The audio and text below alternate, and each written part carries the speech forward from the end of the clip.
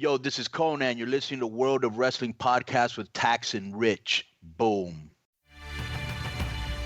We're all mortals. Our bodies, though strong, can't defy time. One day, we will die. What matters most is the legacy we leave behind. Did we become all that we are capable of becoming?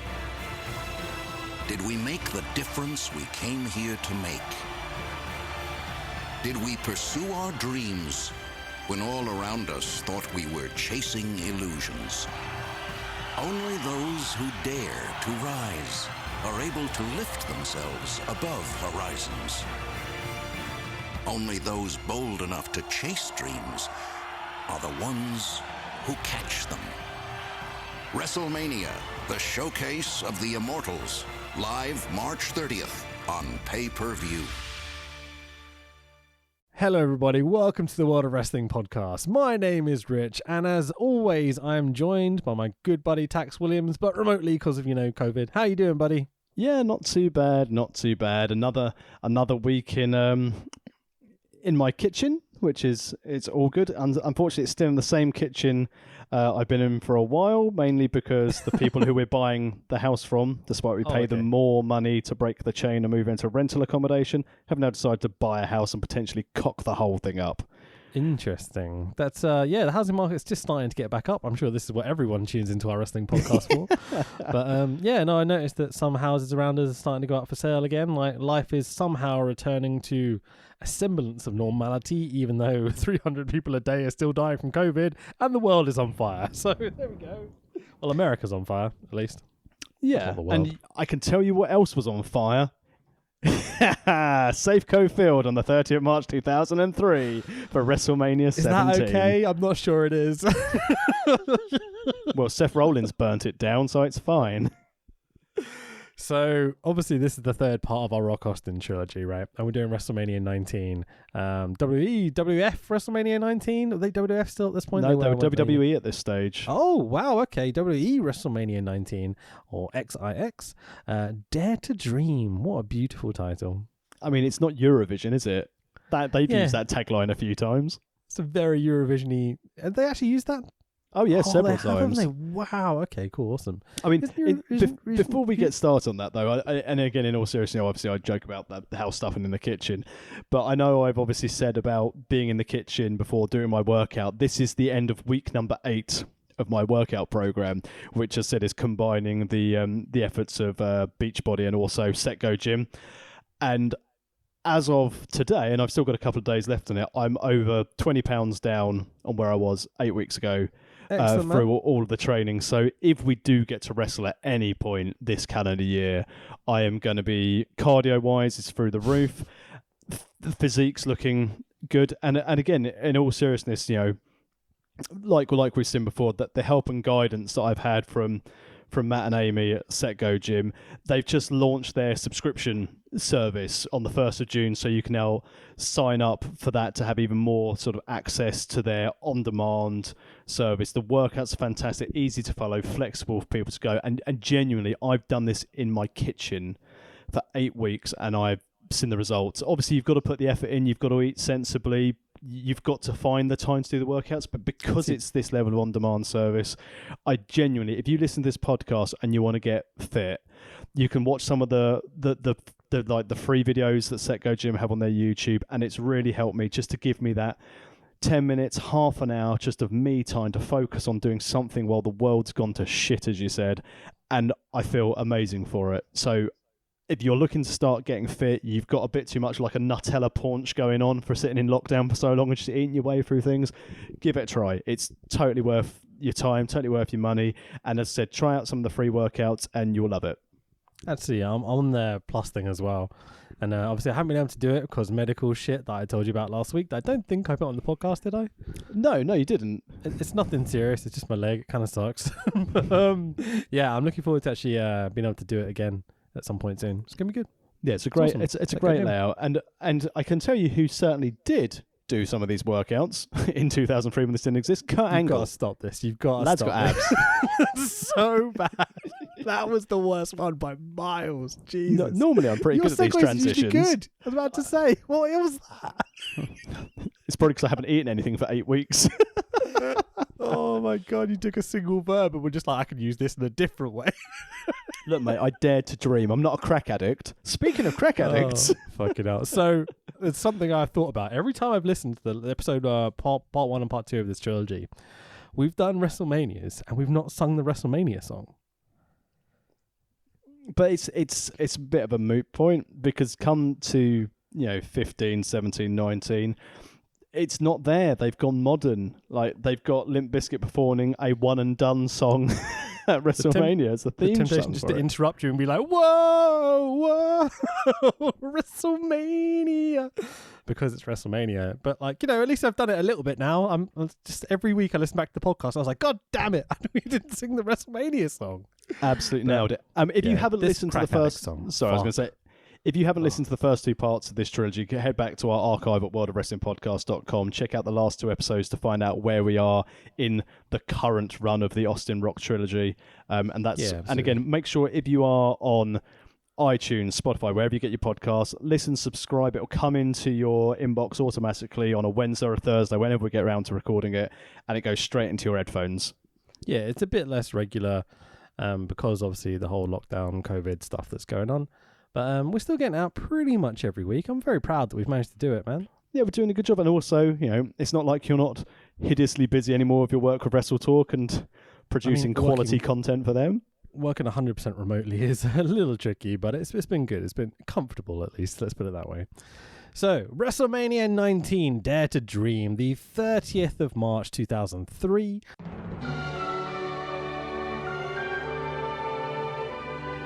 Welcome, ladies and gentlemen, to WrestleMania! America's here! The world is watching! A new Safeco Field attendance record, 54,097! 3, 2, 1!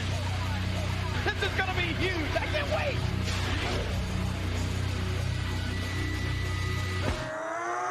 Here we go again! Right now! Let's go! Me and you! Toe-to-toe! We can rock!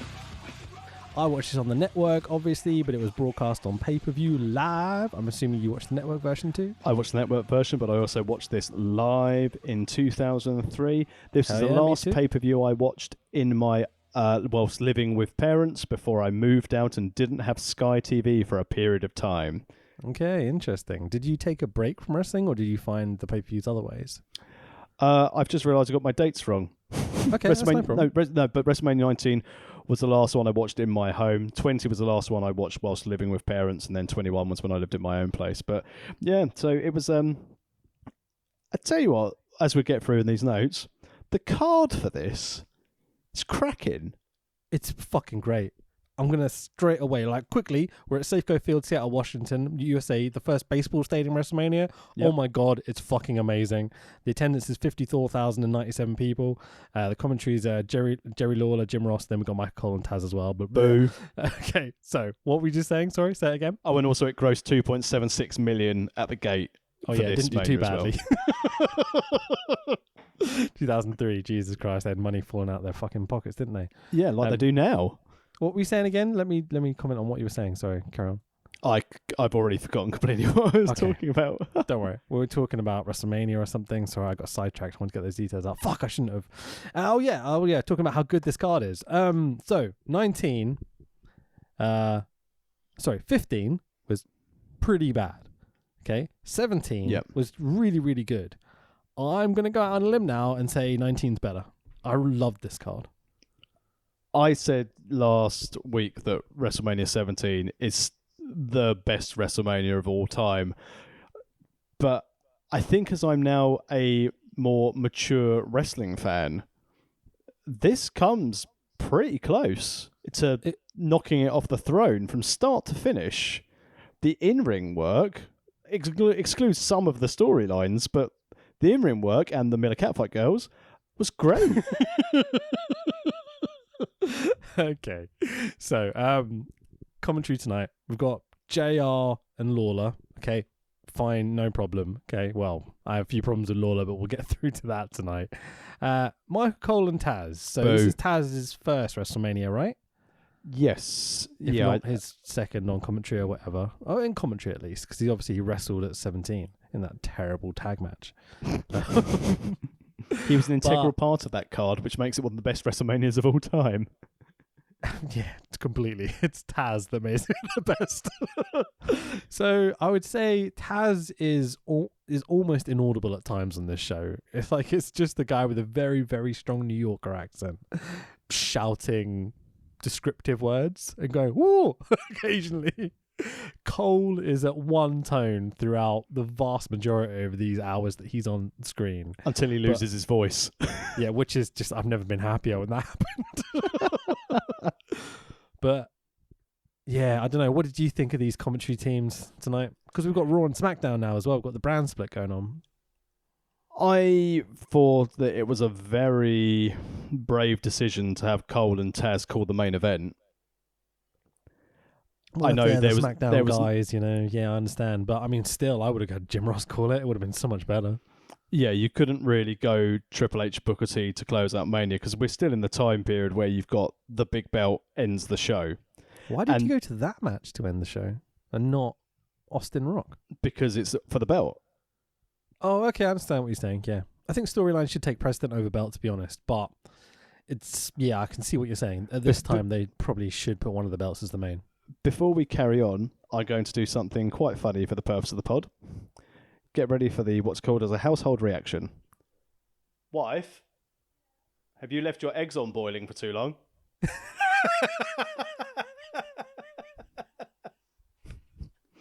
I thought this was going to be about wrestling. No, I just looked over in the kitchen and I thought I heard a bubbling pan and I thought my wife has been boiling eggs for 11 and a half minutes, plus also before the time we pressed record. So they are going to be tasty eggs. I'd say those are going to be some dry eggs. They are going in our daughter's lunchbox tomorrow. Should be right. It's all right. Test out stuff on kids, right? Like yeah, exactly. Sure, we'll send them back to school. It'll be fine. Don't worry. Only 300 people are dying a day still. But anyway, so opening video package. Classical music over this video package. We are long gone from the Attitude Era. Voiceovers from all these wrestlers describing. Well, the guy who's doing the interviews for these voiceover bits has blatantly just gone, "What does WrestleMania mean to you?" And then they've just said their bits and they've just cut it together. It's not bad, but it's not great. WrestleMania 17 levels, is it, though? The opening with Freddie Blassie from what we covered on last week's episode. But this opening package is completely eclipsed by when you get the Hogan McMahon package later on in the show. I'd agree with that. Yeah, that's very well put together. But I'm also very disappointed none of the wrestlers go, think of the bloody payday. What do you love most about Mania? Payday and the party. What do you mean in regards to... Well, because the whole idea is, what does WrestleMania mean to you? It means I get to pay my bills. Sure, absolutely. It does the job, let's put it that way. They cut into the arena and the crowd are going absolutely fucking mental, as you might expect for WrestleMania in 2003. My first thought looking at the set was the stadium is gorgeous. I've edited a whole bunch of photos from this show. It always comes up on list videos and things for Wrestle Talk, so I know this stadium and the setup inside out, back to front. I always see it and go, oh, that's a lot of scaffolding. Yeah, but I don't think it takes away... I think how they had it laid out, even with the slightly skew with entrance ramp down into a 45-degree angle to go elsewhere down to the ring. Little dog's leg halfway through. Yeah. You know? That's basically someone drew out the plans incorrectly. Oh, shit. They just drop the ruler halfway through or something. Fuck. No one will ever know. But it's because when they have the Royal Rumble from this year, for example, where Edge came back and everything, they have that little set because they've got a huge bank of seats behind where the stage would potentially be. So you would be cutting off 5,000 to 10,000 people that you can sell tickets to if you put a stage there. So you can understand why they've got the little set. Yeah. But I really like the way they compromised a bit and they had this kind of how do you describe it? It's like a giant upside down isosceles kind of diamond shape, you know? So it's long at the bottom and high at the top, and it's got those 3 kind of sails that come down it. Yeah, There's WrestleMania on it. The staging for this, you know, like we said about the golf and the simplicity of 17 and how drab 15 looked, but this with the stadium, the baseball stadium layout, it was beautiful. This I think really set the tone for future WrestleManias. Absolutely. And we get the classic WrestleMania, like the WWE blue ring canvas with the black ropes. It looks really professional now. It looks less gritty and punk rock or whatever. Sorry. WWE being punk rock is just a hilarious notion. But you know what I mean? The Attitude Era stuff, it's gone now. It's not red and black. It's kind of like blue and golden and black everywhere, you know? It's the entertainment value they're paying now. They're paying a lot more attention to the presentation for the as you said, the snapshots and the stills that you have of people using for promotional material. Whereas before they were very gritty. This is Attitude. This is where we want it to be. Now they're very much like, we need a slick, professional looking product which will appeal to advertisers, like Snickers being like the big boys as the main sponsors of this show. Absolutely, yeah. But going from that WrestleMania 15 of, what was it, like 17,000 people or something, in that dingy, quite dingy arena, you know, to 6 years later, we're in a fucking baseball stadium and everything looks like money. It's a huge change from this whole Rock Austin feud. It's where wrestling really developed the most, I would say. And certainly made them a more profitable company. So you still had the name value of Austin and Rock to keep those stragglers from the Attitude Era. But then you had the new fans who were coming in as they were targeting a more commercial audience. They were trying to be this was, again, the time they were TV PG and they switched over. So gone with the hardcore bits. You still had some of the straggly bits with the ladies, as we'll get to as we progress through the card today. But it was a definite change. And I think even the prior year at 18, that you could see the progression to a professional, slick entertainment brand and entertainment experience rather than a wrestling show. Definitely, man. So, much like WrestleMania 17, we have a Limp Bizkit song as our theme tune. My Way, This Is Not. I mean, Vince McMahon he definitely, what's a crack addict? Yeah, it's odd. WWE's kind of PG era starting around now, and they're like, what's the theme tune going to be? We'll have a song about being addicted to crack. I know it's not actually about that. It's just the title of the song. It's about cracking skulls or whatever, as Fred does his cool breakdown in the middle. Here we go again. It's not the greatest song in the world. I think it's the politest way I can put it. Well, I think I alluded to it earlier. This was the first and last time Limp Bizkit ever played this song live. Don't blow your load yet. We'll get to that in a minute. So JR welcomes us to the show. Ladies and gentlemen, this, JR pauses for the snare fill in the song because he's the best professional in the world, is WrestleMania. Welcome to WrestleMania 19. Just to emphasize the point, you know, God fucking damn it, JR is the best. He finishes by going, Jim Ross and Jerry the King Lawler representing Raw. And King, I'll tell you, this is my 10th WrestleMania and I'm just excited today as I was in 1993. Because I'm not wearing a fucking toga. But that little bit where JR starts to talk, stops the snare fill, and then carries on, you're like, oh, you are good. JR's a crack addict. Man, like, I'd say JR is... So's Lawler. God, Lawler's performance in this show is pretty standard, cringeworthy at times. It's so... what's the word I'm looking for? Awful. Perverted? Sleazy. Slimy. Yeah. He was a slippery toad during this mania. Absolutely. So Cole cuts Cole and Taz uses the words wicked fucking hell, I can't barely say it. Taz uses the words wicked humongous to describe WrestleMania. Hang on, Hugh Morris wasn't on the card? Fuck. Who's that jumping off the boat? ROY. Viva la Rosa! Roy Mysterio jumps into the ring for our opening match, the WWE Cruiserweight title match of version 1 Matt Hardy with Shannon Moore who's our current champion, versus Rey Mysterio. What an opener. Holy shit, this was great. I really enjoyed this version of Matt Hardy, especially where he was doing his like own .com thing with all the web links during his entrance. The Matt Facts. That's what I'm looking for. That's all right. We did it for a Raid. Oh, wow. I can spoil this now for anyone that cares. We just did a Raid Shadow Legends advert for Wrestle Talk, and we did the Matt Hardy facts with the screen and everything. Brilliant. It's really good. Look forward to that on one of the newses at some point. But anyway, go on. Sorry. I was going to say just some of the facts like Matt Hardy is not a fan of avocado. Things like that coming up. Super silly shit. It's great. So Rey Mysterio is in his full Daredevil gear for this WrestleMania, and he looks so great, man. He hasn't got a chin strap on his mask, which gets a bit worrying at times because it half kind of pops off, you know? Yeah, I some of Rey Mysterio's WrestleMania outfits are quite good, like this Daredevil one. Then there are some years, the Joker, where it's shit. Yeah, it's just, you've got to experiment. It's WrestleMania, you know, you go for the big stuff. Sometimes it doesn't quite pay off, but... Hang on, you've got to experience off the grandest stage of them all. Yeah, indeed. Yeah, that's a great joke, isn't it, Dax? I love it when you say that. I do it purely to upset you. I know.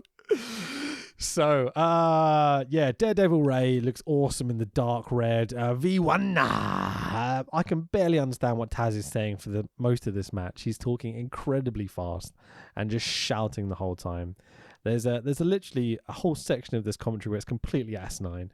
They're talking about teabagging, banana juice, first day with his new tongue because he can't get the words out. You're just like, what are they going on about? Can we just get JR back out, please? Like, please stop this. You wonder why that people thought at this time, and this was around the time that Heyman was in charge of SmackDown as well, and you can imagine he just wanted a proper run, because this is when we had the SmackDown 6 really sort of coming to prominence. Very good times. Shannon Moore at ringside was a useful as the little the MFer. Yeah, as they he's called all right. him. I mean, he's never done much for me, to be honest, but he's okay here. He gets involved in the match a bit, doesn't he? I've got a lot less notes about the matches, by the way, because I feel like everyone's seen these cards, so I should stop just describing them. I think even last week I was still doing too much describing, but there is a couple of awesome spots. There's a second rope Razor's Edge reverse into a Rana by Ray. And I'm like, Ray in 2003 still doing this stuff? Fucking awesome. He's always, let's be honest, from a North American promotion, he's always been the best high flyer that a WWE, WCW have had. Consistently. Yeah, he's one of the very best. It's a shame those kind of knee and back injuries definitely reduced his moveset over the years. Yeah, but if you do get thrown as a dart into the side of a cabin by Scott Hall and Kevin Nash, you're going to have your career screwed anyway. Sure, man. So 619, Westcote pop misses, Brett Owen victory roll, but Matt grabs the ropes and sits down onto Ray for the 1-2-3. Really clever finish here. And still Cruiserweight champion Matt Hardy. Again, it was a great fun match. Honestly, I think it was a better match than Regal Jericho as an opener. It's super fun, fast-paced, silly, clever finish. I can't ask for more. It had all the shenanigans that you wanted to get the crowd hot. It kept Matt Hardy strong. It gave Ray the reason to not look weak as well. Yep. See, this is how you book people so you don't have to have 50-50 booking, you just have to have smart finishes like this. And the thing I remember most about this match was the fun story leading up to it, of everyone going, hang on, Matt Hardy, he's not making weight for Cruiserweight, because at the time I think it was, did they say in commentary it's 225, the weight for Cruiserweight? I believe so, yeah. It's like, well, Matt Hardy's not 225. But I liked all the little training vignettes. And Shannon Moore, the little MFer, sat at some ringside coaching him. And even Shannon Moore, as you said, had a good role to play. But Shannon Moore's best days were as the Dark Prince of Punk in TNA. Best is an interesting word, isn't it? So some prostitutes turn up in a limo and run down the card. And I'm like, this is all lies. Women like this do not care about professional wrestling. No, they care about light beer. I'm obviously kidding. Don't worry, it's all good. So I hate Michael Cole so much is the only note I have here, because he's so annoying. He's using no different tone of voice. He's just going blah blah blah blah blah blah blah blah blah.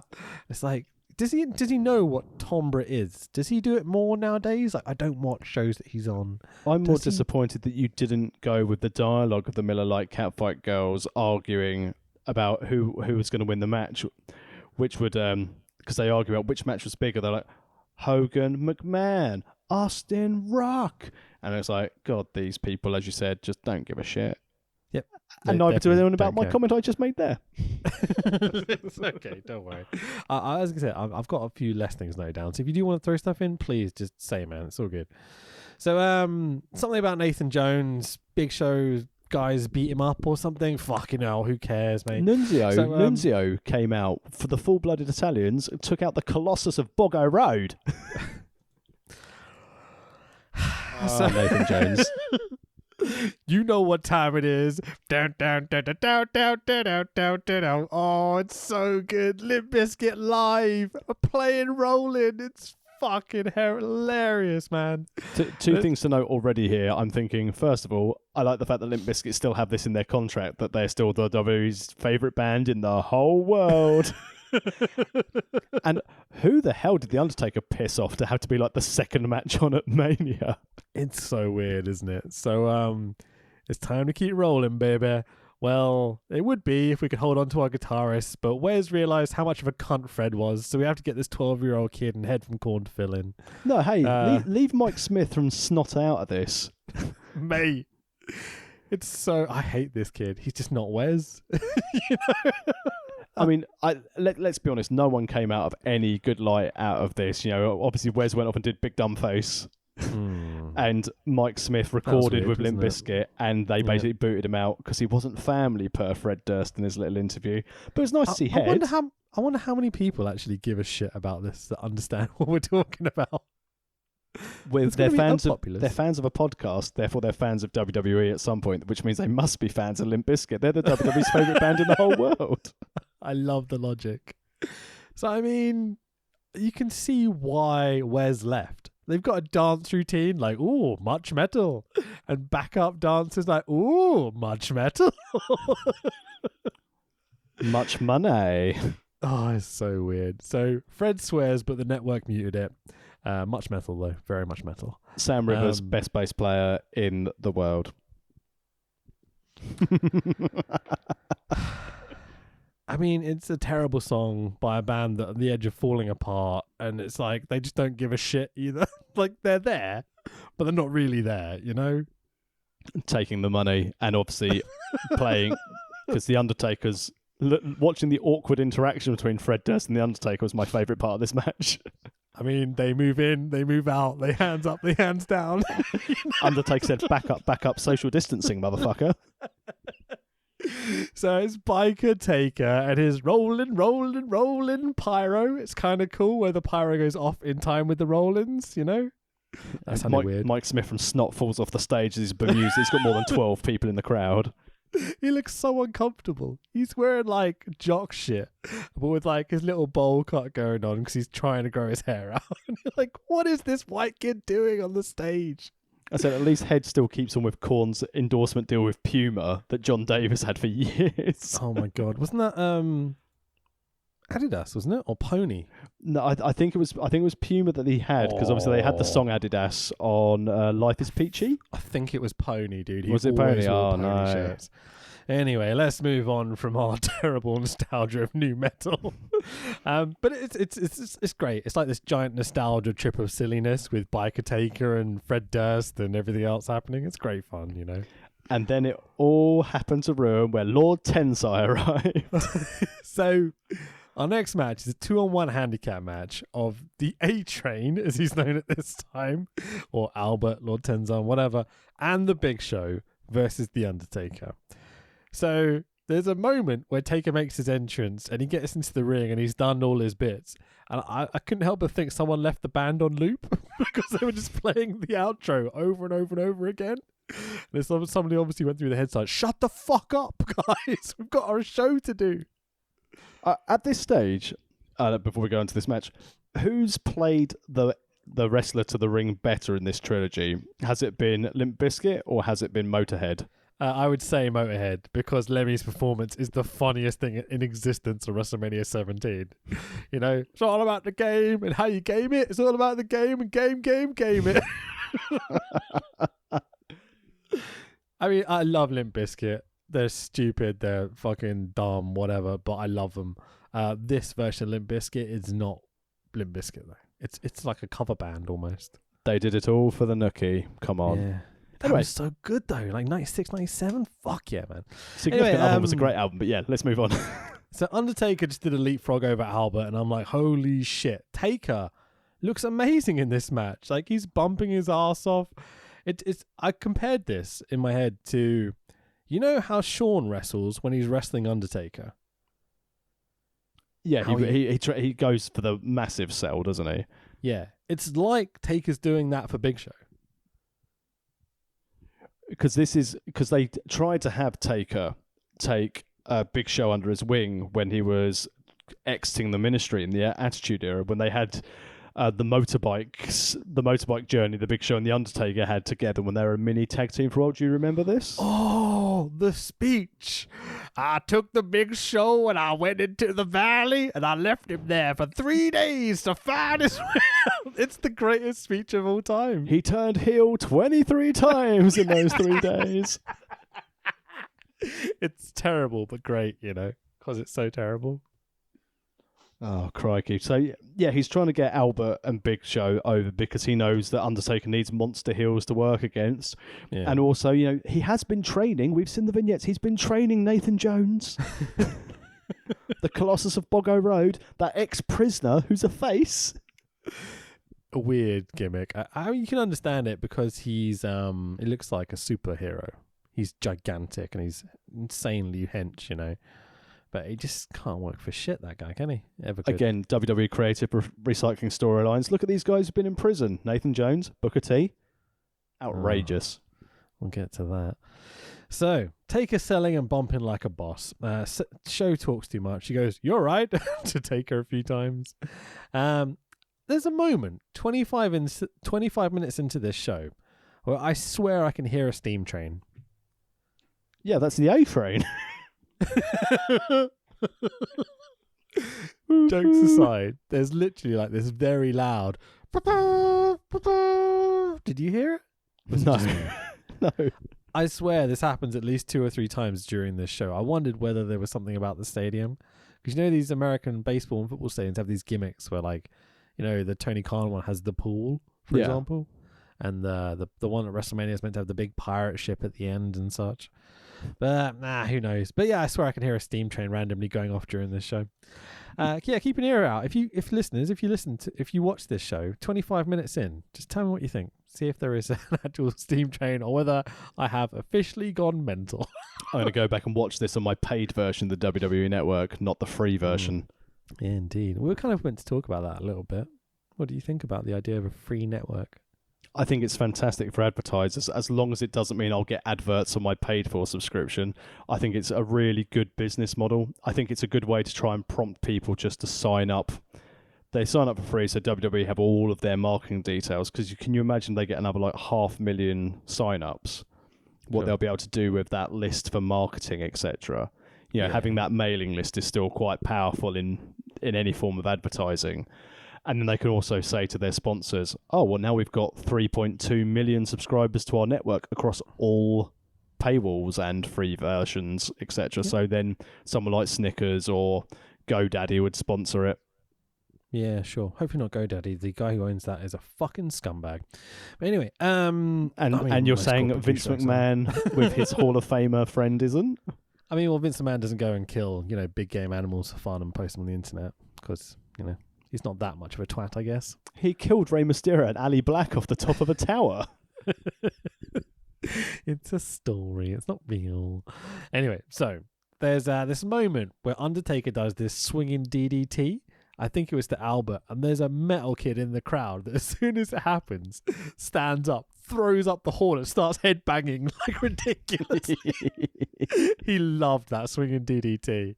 It's such a great moment. Keep an eye out for him. He's like sitting about 4th or 5th row back. He's so funny, this kid. Taker fires up like a cruiserweight babyface, choke slam by Show. Nathan Jones runs out after the kicking he took earlier. Nathan Jones does some kicking stuff. Tombstone by Taker. Albert's head blatantly goes fully into the mat on that tombstone. He was very, very low. For the 1, 2, 3. And your winner is The Undertaker, and I guess Nathan Jones as well? I see the official matches that The Undertaker won it, which means technically he should have been disqualified again at WrestleMania because, outside interference. Fair point. Yeah, can he do that, Joey? If you look back at Taker's streak, he should have been disqualified a number of times. But Nathan Jones was in the tag match and only didn't turn up because he was beaten up. They never officially went, "Oh, this is going to be a handicap match," right? Or did they? They did, because he was unable to attend, and all the results show it as a 1-on-2 handicap match. Undertaker versus Schobert. Do you know how badly my little kind of weird OCD thing I had kicked in when you said 1 on 2? It's 2 on 1, dude. Nope. Because the Undertaker was clearly the dominant force. So he had the advantage, dude. 1 on 2. I think I have a real problem with things like that. In the 2 on 1 match, Undertaker was like, victorious. He outlasted the odds. Like this whole sense of relief just came over my body when you went 2 on 1. I was like, I had to do it. Better. I had to do it to save you. Thank you, man. This is what podcasting's for, right? Admitting that you've got problems anyway. Genuinely, aside from the dumb finish, I don't think it was that bad of a match, to be honest. Feels like Taker was trying to make a point. Like, why am I not in the main event? Yeah, why am I working with these big lads? Yeah, but I still think it was the case of they needed to get Nathan Jones ready for this tag match. They realised Nathan Jones wasn't going to be up for it and couldn't risk him at Mania. I mean, that is the kind of the known story as such, isn't it? Directly after this, that Nathan Jones is like going on holiday back home and just never came back. Better than that, they were going for the WWE tour down under, so he made them pay for his flight to go on the tour and just never went home. They went back to the States, just went home. Great stuff. What did you think of this match? It was nice to see Albert have a prominent role before he disappeared off to be, was it Giant Bernard in New Japan? Yeah, had a really good run with Tyson Tomko as a tag. Yeah. And then came back to WWE as Lord Tensai. Everyone crapped all over the gimmick, called him Albert, and then he turned into Sweet Tea. Yeah, now he runs NXT, from what I understand. He does, which, if you're Matt Bloom, and then Triple H says, just so you know, Matt, Shawn Michaels is going to start coming in and coaching. You're still in charge, but Shawn Michaels is going to be here. Shit. Yeah, I see what you're saying. All right, let's move on. So, hey, the prostitutes are back. Which ones? The ones from earlier. The Miller Lite. What are they called? The Catfight Girls or something? The Miller Lite Catfight Girls. But, who would have thought it? As we're planting the seeds as the evening goes on, they run into Stacey Keebler and Tori Wilson. Oh, no. What could possibly be in set afoot here? I mean, they immediately mentioned testicles and marketing campaigns. I'm like, this is not for me. They also mentioned Tori's magazine spread. Yeah, indeed. Oh, careful now. So, have you seen Extras by Ricky Gervais? I thought you were going to say, have you seen the extras from Tori Wilson's Playboy? I mean, but yeah.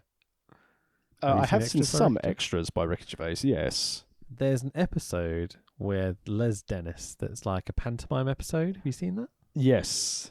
You know, there's the very camp director who like goes, "Ooh, I'm going to get me a whole bunch of cock tonight. Yumma, yumma, yumma." I mean, I was watching this going, "Ooh, yumma, yumma, yumma," just because I found it so funny. All these Miller Lite Catfight girls getting their cocks out. It would have been so funny if, like, you know, Tori Wilson delivers her line, turns to the camera and goes, "Ooh, gonna get a bunch of cocks tonight. Yumma, yumma, yumma." It would have made it so much better. The irony behind it, she probably did. Oh, Jesus. So, back with JR and King. Lawler lets out his full paedophile while chatting about these women that were just backstage. He says, "Tori and Stacey, I think they are on their way out here." And then Little Richard, "Ooh," sort of thing. He goes, "It's rated PG. Puppies are good." And I'm like, this pedo can't even do acronyms. What's wrong with him? At least these ladies are of age. Yeah, fucking A. So, JR tells the American troops to kick their ass, then come home. I think That was in regards to Afghanistan, was it at this time? Or Iraq, maybe? No, it was Afghanistan because they were still fighting the Taliban at this stage. I think JR has lost the meaning of peacekeeping mission. We Kick weren't their there ass, to then come home. We weren't there to keep peace. We were there to find an excuse for bombing them. I mean, I know it's not bombs, but Jesus Christ, it rings true about what's happening this week. Fucking hell. Let's move on. Highlights from Sunday Night Heat. Moving on. Silvery Trish Stratus. Wow. Whoa, rock and roll. Oh, my Lord. Yeah, And also Victoria's really bad version of Tattoo with the lyrics removed. Mate, so the match is for the WF Women's Championship match. It's a triple threat. It's for the championship. Sorry. It is a triple threat with Victoria with Steven Richards, who's... Let's talk about Stevie in a minute. Victoria is our current champion versus Jazz versus Trish Stratus and Silver. But yeah, so the note I put here is Tax's favorite music has been dubbed for Victoria's entrance, but it's just terrible because they use tattoos. Other things she said, other things she said. But it's like this horrible rip-off version, and it's not the last time tonight. They do a terrible job with dubbing. Well, they did actually... You say this was dubbing. This was actually the version for live. Was it really? So they used Tattoo originally when during the... back in 2003, tail end of 2002, 2003, and then they stopped using the rights, and then they actually started using this version in real time. So this wasn't dubbed over. I had a feeling they used the proper one just for WrestleMania. It was before it because they spent a lot of time on Sunday Night Heat because then Stevie Richards started using the Tattoo version when it was Stevie Night Heat, right? Before Heat was essentially started to be really, really wound down. But either way, I was disappointed. God, you've got memory for weird things, man. How do you remember any of that? They're Russian lesbians. Well, I mean, not Tattoo. I'm talking about the storylines. Oh, sorry. And also, Tattoo also appeared at Eurovision, so, Dare to Dream. Yeah, didn't they win it? No. Lordi won it, but the Russian lesbians didn't. Was it the same year? I don't think so. Hard Rock. Hallelujah. Oh, yes, Lordi. I can probably name most Eurovision winners. That's sad, isn't it? No, it's not. It's the greatest thing ever. I was heartbroken that Eurovision wasn't on this year. It's the one time I heavily drink every year. It's just great fun. There's so much to drink about. It's great. Do not get me started on Australia being part of a Eurovision Song Contest, though. I mean, that sounded pretty Brexit-y, but let's carry on. So Trish in her everything I do in the ring means I end up backwards, spot, or bending backwards, I should say. It's very sensual, everything that happens to her. Well done, Kevin Dunn. On that production side of things, Kevin Dunn's on it in this match. Yeah, it's the cameramen are very close. Let's put it that way for most of the match. Bit of a late kick-out interference botch halfway through. The match is generally pretty sloppy. And when I say sloppy, I mean sloppy. Malfunction at the junction. Bret Owen victory roll for the second time tonight, but thankfully it only gets to 2. They really shouldn't be doing this spot considering Matt and Ray did it for their finish. Yeah. But the finish comes when Jazz over the top. She slips off the apron down to the floor. Looks really awkward. Smashes her face, doesn't she? Yeah, it does into not Stevie. look great. Sorry, yeah. Victoria goes for the Widow's Peak to Trish. Victoria runs the ropes after getting pushed out of the move. One kick by Trish for the 1, 2, 3. And new women's champion, Trish Stratus. It's a shame because Victoria and Jazz at this stage were both very good workers, and Trish was coming into her own in 2003. It could have been good. I don't know. This match was a little bit clumsy because Jazz had been out injured for a while, but it was nice to have a decent women's match of actually talented women going for the belt at Mania. I said there's nothing to shout home. It was very clumsy, relatively sensible finish. I mean, it seems pretty obvious to me that looking at these 3 people, and especially this time period, Victoria is meant to be a heel, right? Yeah. Stevie and everything. Jazz is coming back, and so should be a heel, but isn't really acting like one. and Trish should be your super babyface, obviously. And so you have the two experienced veterans, the bad people, throw Trish out of the ring. They beat each other up. They beat down Trish. Rinse, repeat until Trish gets the fluke victory. But it's just not that at all. It's super sloppy. Nothing seems to have purpose or meaning. It's just people wrestling. It's a shame. But considering what level of in-ring action you had in 2003, it was the best match they probably had in the entire calendar year from the women's division, I'd say. I mean, Divas, wasn't a great time period, was it? Thank God it's changed. Well, this was still the women's championship this time. This wasn't a Divas title. This was moving into the Divas period, wasn't it? But it feels very diva-y, this match. And I know Jazz and Victoria are in there who are insanely good wrestlers, but they're not.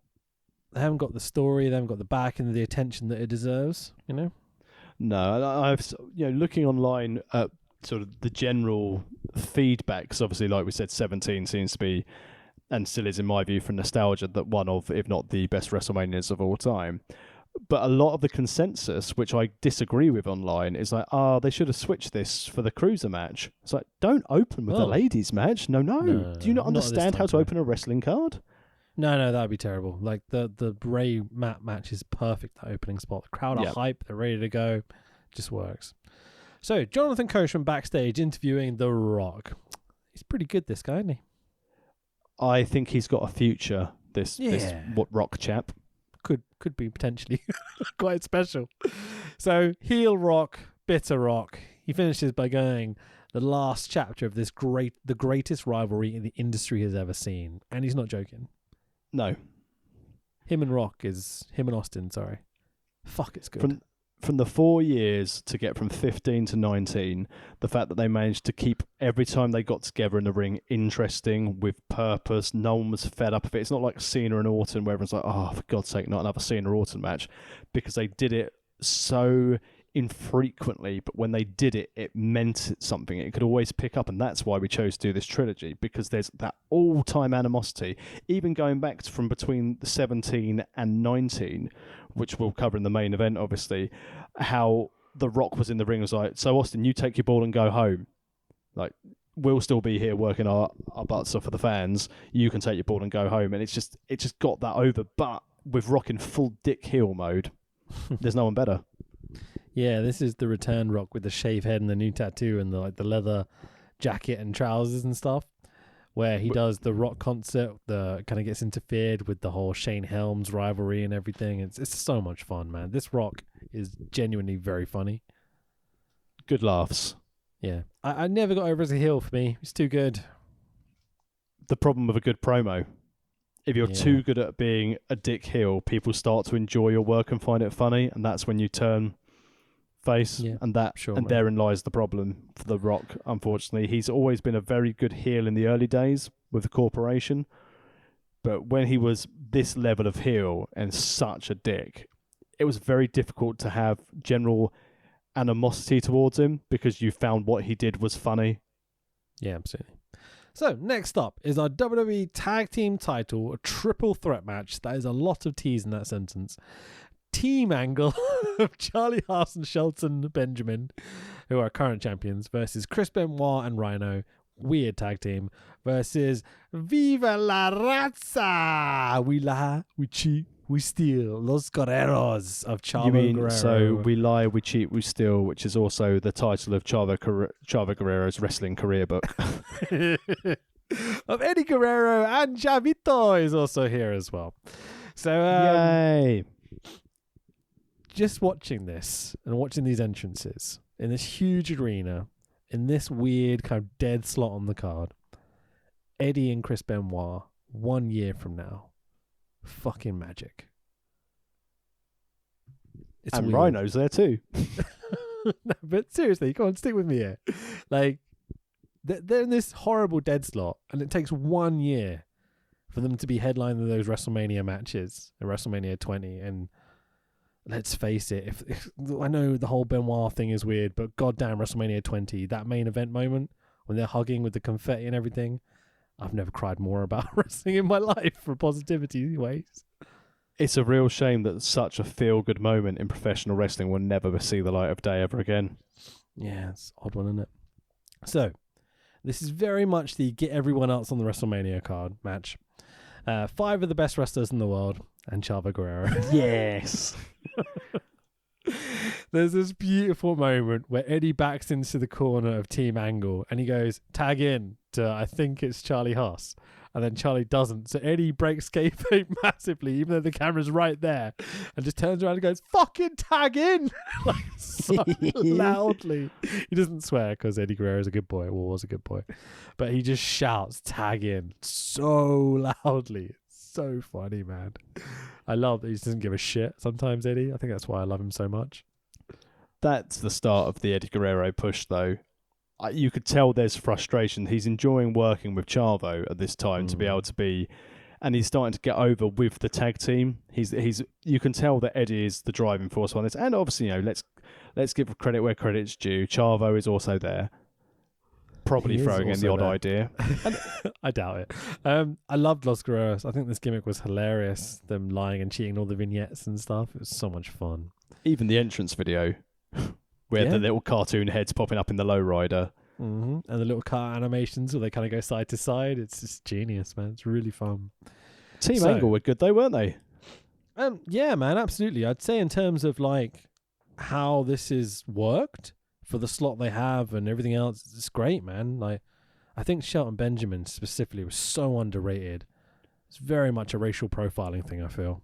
His Shelton Benjamin's problem, other than people's issue with him not being able to cut a promo, is that he would have been an excellent singles star had Charlie and his brother been able to be pushed up as a tag team before Russ Haas died. Yeah, sure. Had the Haas brothers been able to be a tag team, they would have found something incredible for Shelton to do as a single star to start with. Mm-hmm.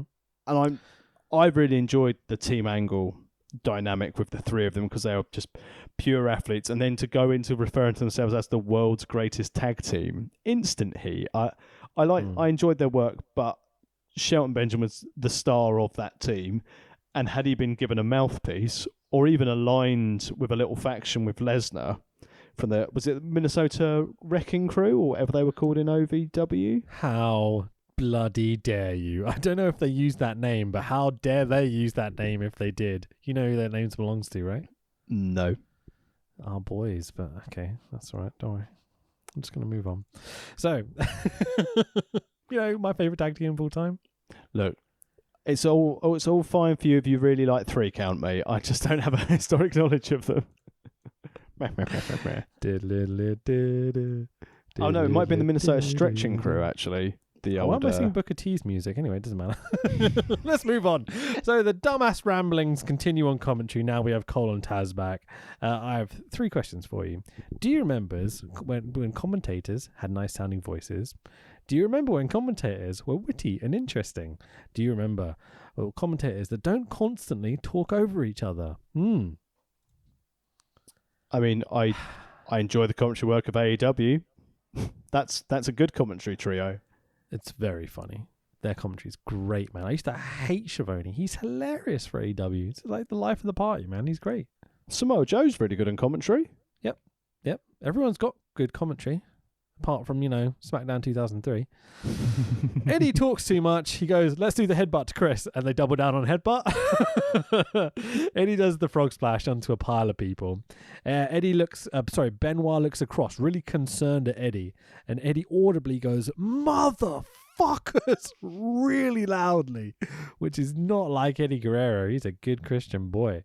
So it's almost like they're frustrated by their position on the card and who they're working with. I thought Eddie really injured himself at this point. I thought maybe this was the moment where he did the frog splash into his arm, but I remember that was years ago, wasn't it? That was when the Radicals debuted. That was the first SmackDown. Yeah. He did the frog splash on one of the New Age Outlaws and completely busted his arm, didn't he? Yeah, absolute travesty. But I felt worried for Eddie here. He did not look comfortable at times, Rhino gores Chavito, rightfully so. Shelton slides in to pin Chavo after Charlie Haas drags out Rhino for the 1, 2, 3, and the winners and still tag team champions, because this match means absolutely nothing in the grand scheme of things. Team Angle, it's what it is. I enjoyed it though. I think for a triple threat tag, you're always going to struggle to get a decent match out of it. And we had decent spots throughout, a couple of funny Eddie Guerrero moments, which are definitely unintentional, but I enjoyed them. Should have given them a gimmick. Like a ladder, tables, something, hardcore, anything. This match would have been a lot more fun had they done like some sort of ladder match or something. I enjoyed it for what it was. I think this card needed a gimmick match somewhere. That's what it's missing. Miller Lite catfight girls. Well, give him a cage. You know what I mean? Do a triple threat tag team thing in a cage. That's going to look good on a poster. Thought you were suggesting give the Miller girls a cage. Oh, that'd be hilarious. But maybe you're wrong. We're talking like TNA dancer cage, maybe. More prostitutes backstage with Tori and Stacey. I'm not counting them because they did some stuff in the future after this. They do the whole Hogan McMahon. Hogan's gonna be the best. Vince McMahon's the best. I don't care. Prostitutes arguing about wrestling. They're One's a gonna have cat fight in racist. the ring. One supports a racist. Wait, what? That when they were talking about Hogan and McMahon. Oh, okay. I thought you meant Tori and Stacey, and you kind of did, but not really. Oh no. Stacey Keeper's definitely not a racist. Tori Wilson, on the other hand. Jesus, can you imagine? Allegedly. So they're going to have a cat fight in the ring. No, it's not going to be in the ring. It's going to be in a bed. And I'm like, what? But like, this gets blown off later. Some of the boys certainly did. Zing. King blows his load on commentary over this. My one note here says he looks like a greasy Gary Glitter. What a description.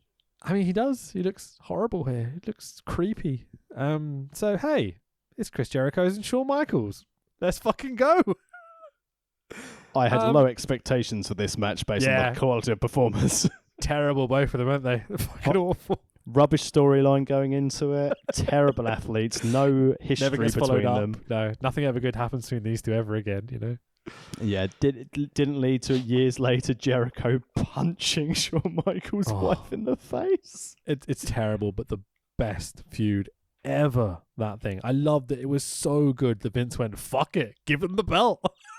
That's the thing, it didn't need the belt. That's the thing. No, but didn't it make it just that little bit extra special, knowing that Vince McMahon's going, this is the greatest thing I've ever had. It has to have the belt involved. It's Shawn Michaels. I think he missed the opportunity there and said, this is good shit. Well, that too, yeah.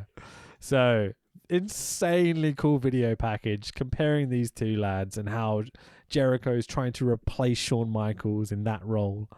HBK comes to Stacey's aid when Jericho's putting Stacey in the walls of Jericho on Raw. So Shawn Michaels is crusading good guy veteran against evil, manipulative, woman-beating Chris Jericho. It's fucking great, man. This is pro wrestling through and through. Storytelling with the ability to back it up in the ring. It's had enough pomp and allure for the storytelling to actually be compelling, even though it's very soap opera-y how they got there. It's great. Yeah, genuinely.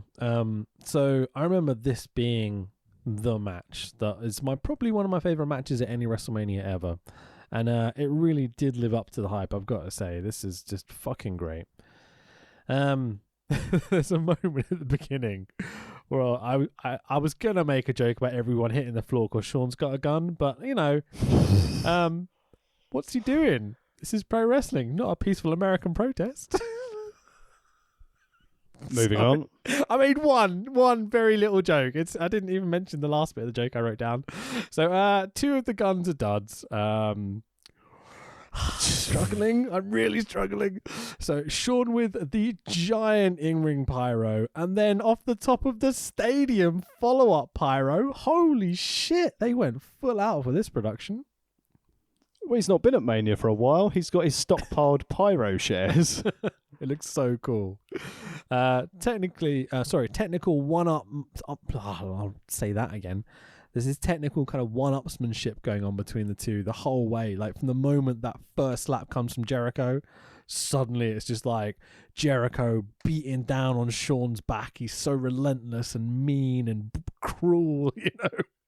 Oh, such a good story of Jericho just attacking Shawn's back the whole way through the match. Well, how this match started is a real classic old school wrestling mentality, like the one-upsmanship they did, and the great spot which led on to just the general beating the shit out of him was when obviously HBK tried the leapfrog and Jericho just doesn't go under and just slaps HBK in the face. It's like, this is just, what a great way to start a match. It reminded me quite a lot of how Angle and Benoit felt, at least, for WrestleMania 17. Except we can look back at this with a nice warm fuzzy feeling rather than a level of awkwardness and uncomfortableness like we did last week. Considering some of the stuff Jericho put out recently, I'm not so sure about that one, but it's what it is. Jericho trying to show he surpassed Shawn Michaels. At one point, hang on. I must have completely missed that. What the hell has Jericho done? He tweeted out the whole All Lives Matter thing and stuff, and was like, not great, but I think it's innocent in terms of intention, at least. I don't think Jericho's a massive fucking racist, or at least I hope not. No, not Jackson Riker. Yeah, that was weird, wasn't it? On the plus point, Vince loves that, so he's going to be world champion in 3 weeks. Well, he's on fucking Trump's board, isn't he? At one point, Shawn even attempts a 1-2-3 kid moonsault out the corner because he's trying everything he can to beat Jericho. I popped hard for this moment. I thought it was so cool. The nostalgia and the flashbacks to these things, it was incredible. And you know that no other producer got involved in this match back in 2003. It was a case of HBK would have gone to Vince and gone, we will just do this. And can you imagine anyone trying to step in between these two and be like, what I want you to do, boys? They'd be like, fuck off. Michael Hayes would come in, what I want you guys to do is an armbar. Yeah, sure. So Jericho starts to do Shawn Michaels spots, including the sweet chin music, but Shawn kicks it to a giant pop from this huge crowd. HBK works his way back into the match. Macho elbow lands off the top, tuning up the band. Super kick attempt reversed into the walls of Jericho.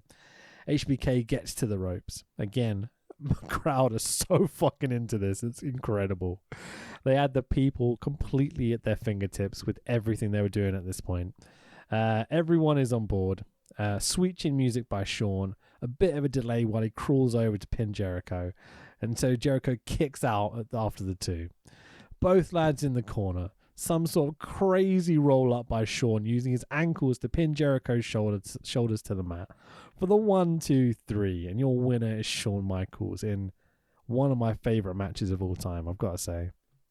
This is an incredible watch back. And I know we've said some matches we've watched recently, they may hold up in today's audience. This is up there with HBK and Taker. It's not the same level as HBK Taker with the fan investment in it at this stage. The fan were hot for it, and it was definitely one of the hotter matches on the card.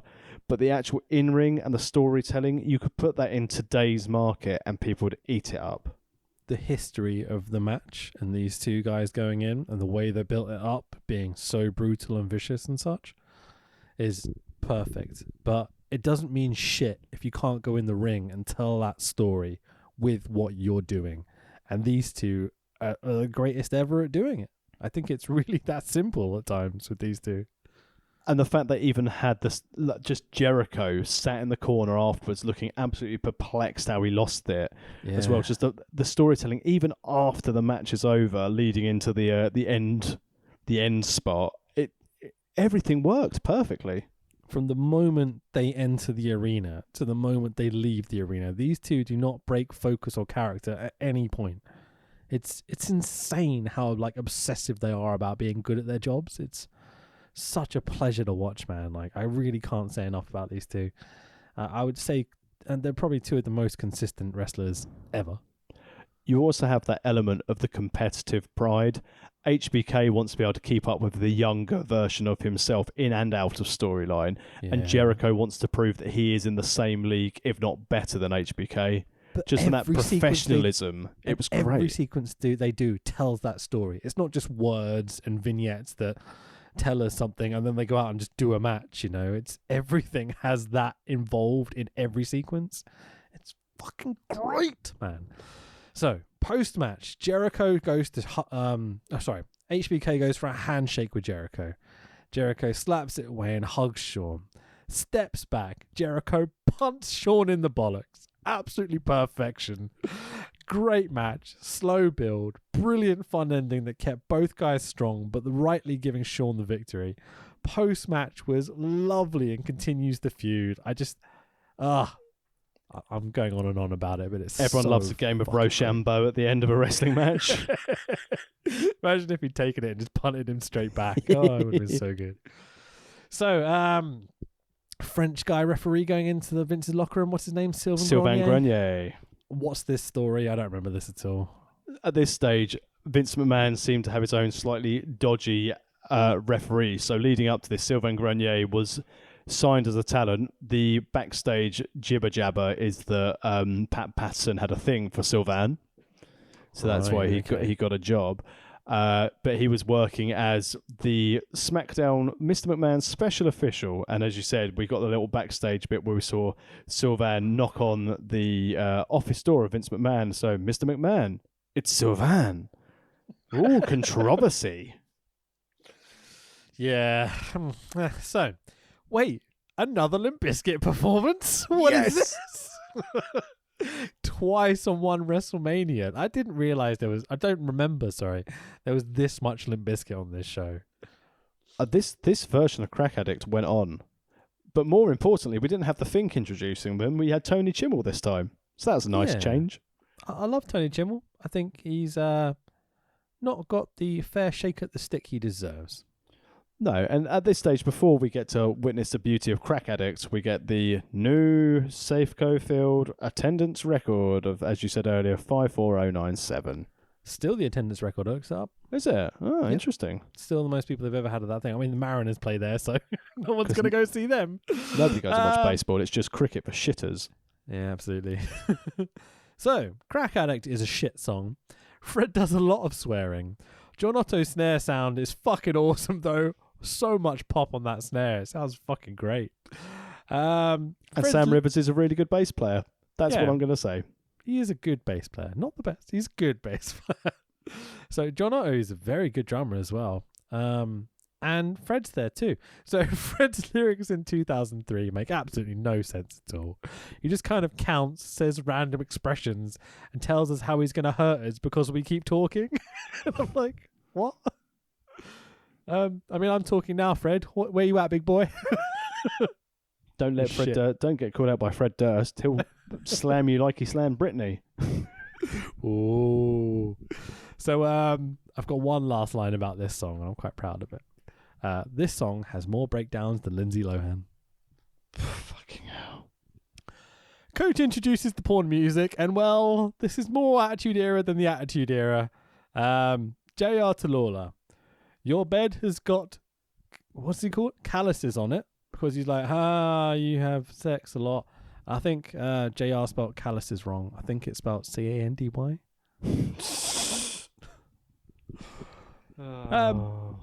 It's that time, Tax. It's that time for our softcore porn on a stage in a baseball stadium match.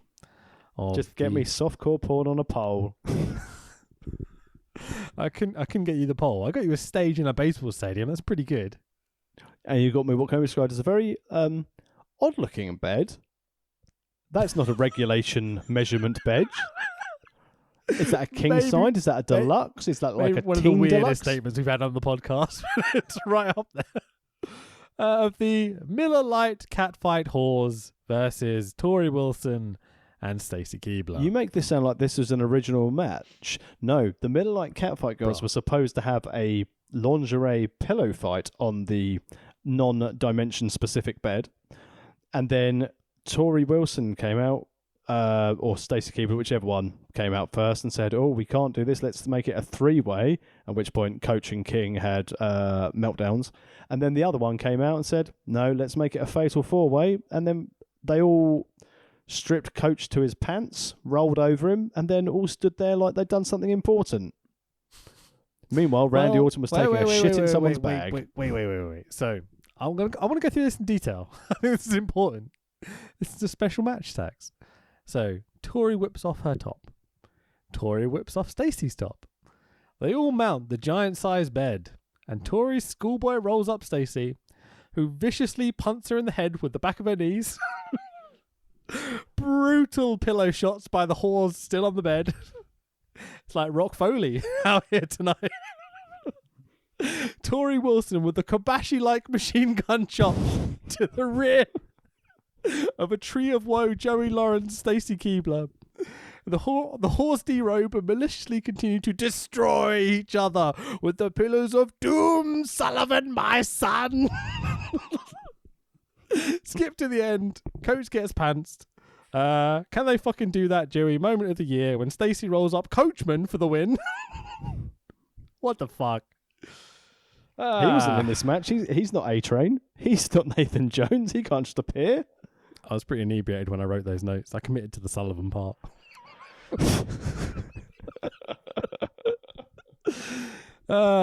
Fucking hell. The winner is, who are we kidding?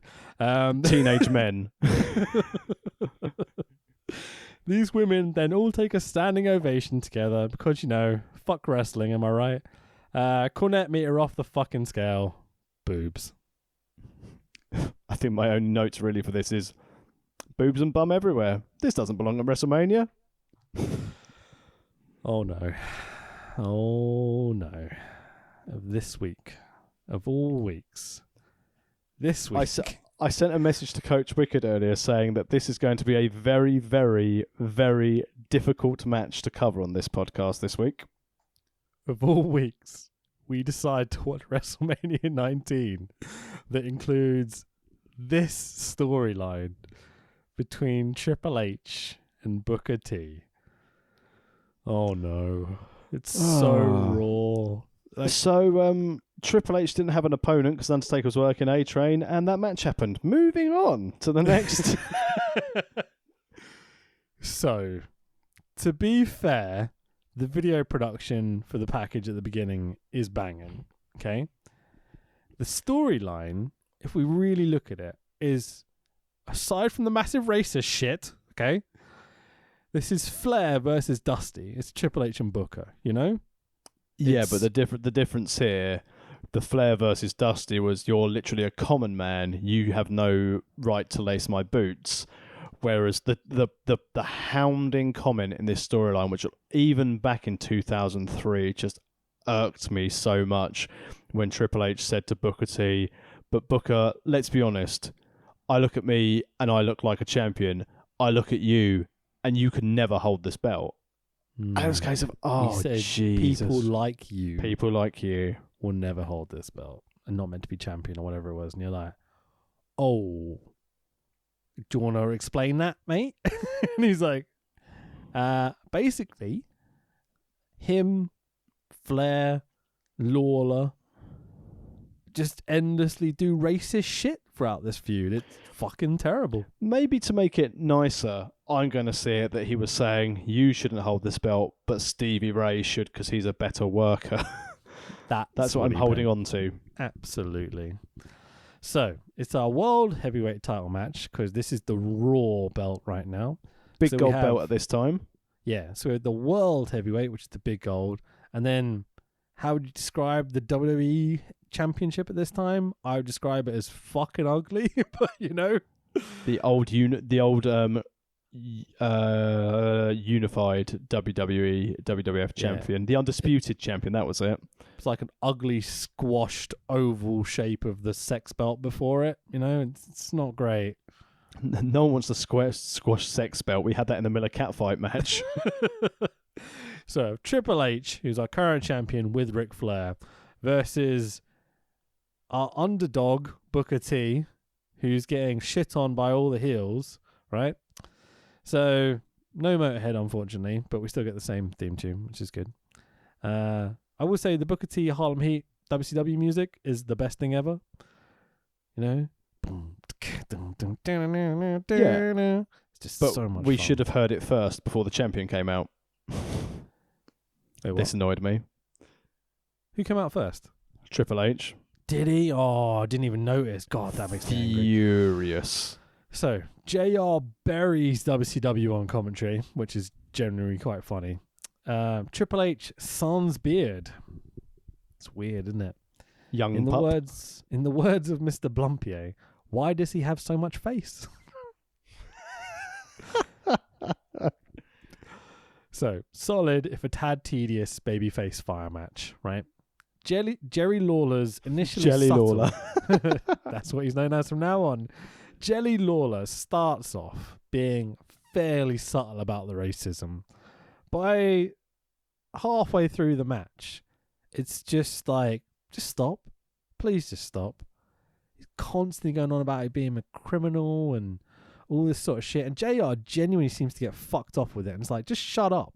And Lawler continues to make jokes even then. It's just like, oh. I will say here that while I anticipate some of this is coming from Lawler, you cannot discount how much of this is coming through a headset. And equally, as you said, JR is clearly getting annoyed by this, and I get the impression, like you said, this isn't an in-character annoyed. This is Jim Ross, human being, getting annoyed by this, which means that if Vince is backstage on headsets, realizing it's antagonizing JR, he's just going to be pushing King to do more. Yeah, sure. For me, again, like, headset aside and everything, Lawler is kind of like Heenan, but without the whimsical funny bits.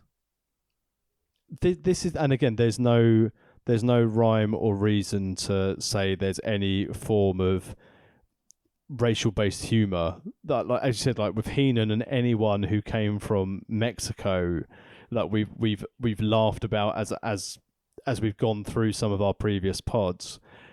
But as you said, when Heenan does it, there's an air of it's very difficult how to phrase it, but it's almost like there's an air of innocence about it. It's almost like he doesn't believe what he's saying, and he's saying it purely for the heel joke.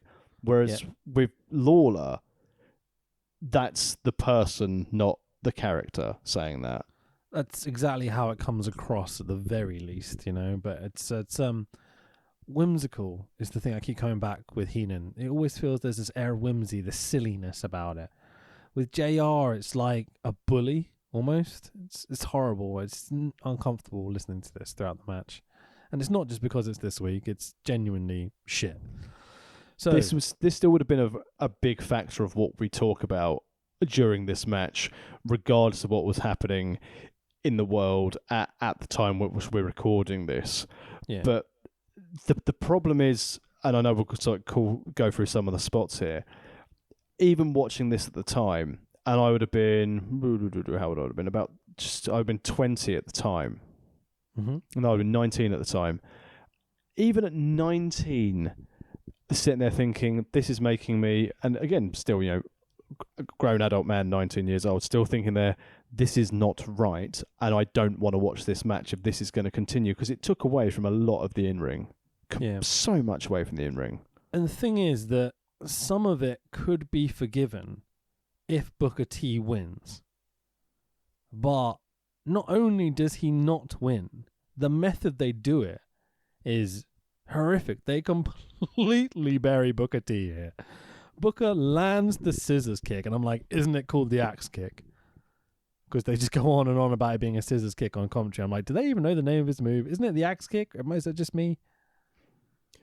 I think they always called it a scissor kick. Okay, I don't know. I wonder if this is the time where they were avoiding names of weapons, etc. Would make sense. Yep, sure. So there's a bit of a delay. So Booker T eventually covers Triple H, who kicks out at 2, so making Booker's move look a bit shit. Let's face facts here. Well, they did have that, like Booker T. I viewed this that Booker T was too injured to make the instant cover. It was like he hit his move out of nowhere. Then he tried to make the cover. It wasn't a case he rolled over him straight away. It was a bit of a delay, as you said. Okay, so the point being that Booker does his finish. There's a small delay. Booker goes to the pin. Triple H kicks out. Okay, fair enough. Booker goes full 2 Cold Scorpio with a 450 leg drop off the top. Harlem Hangover. Awesome. Oh, dude, so cool. He smashes his knee at Triple H's skull, which is unfortunate. But apart from that, it was really, really cool. Triple H eventually hits the pedigree. About 30 seconds pass. Triple H finally crawls over and covers Booker T for the 1, 2, 3. What? Someone would suggest the delay between Booker and his scissors kick and Triple H and the pedigree. There might have been a little bit of a difference between the time scales that they just both lay there. And this was very much a case of early 2000s Triple H just running through the roster. But if racism wins, that's not good. Right? Anytime I think back to this story,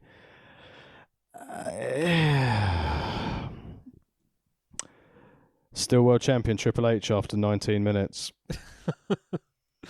So, let's move on.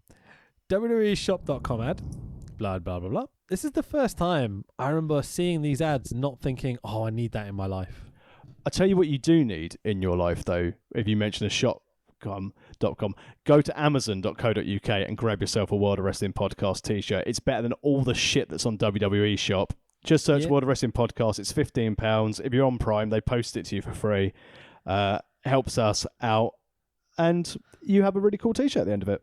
On a little bit of a side note of that, I actually forgot that Amazon emailed me right at the beginning of the COVID stuff going, yeah, we're going to stop the t-shirt production for a while.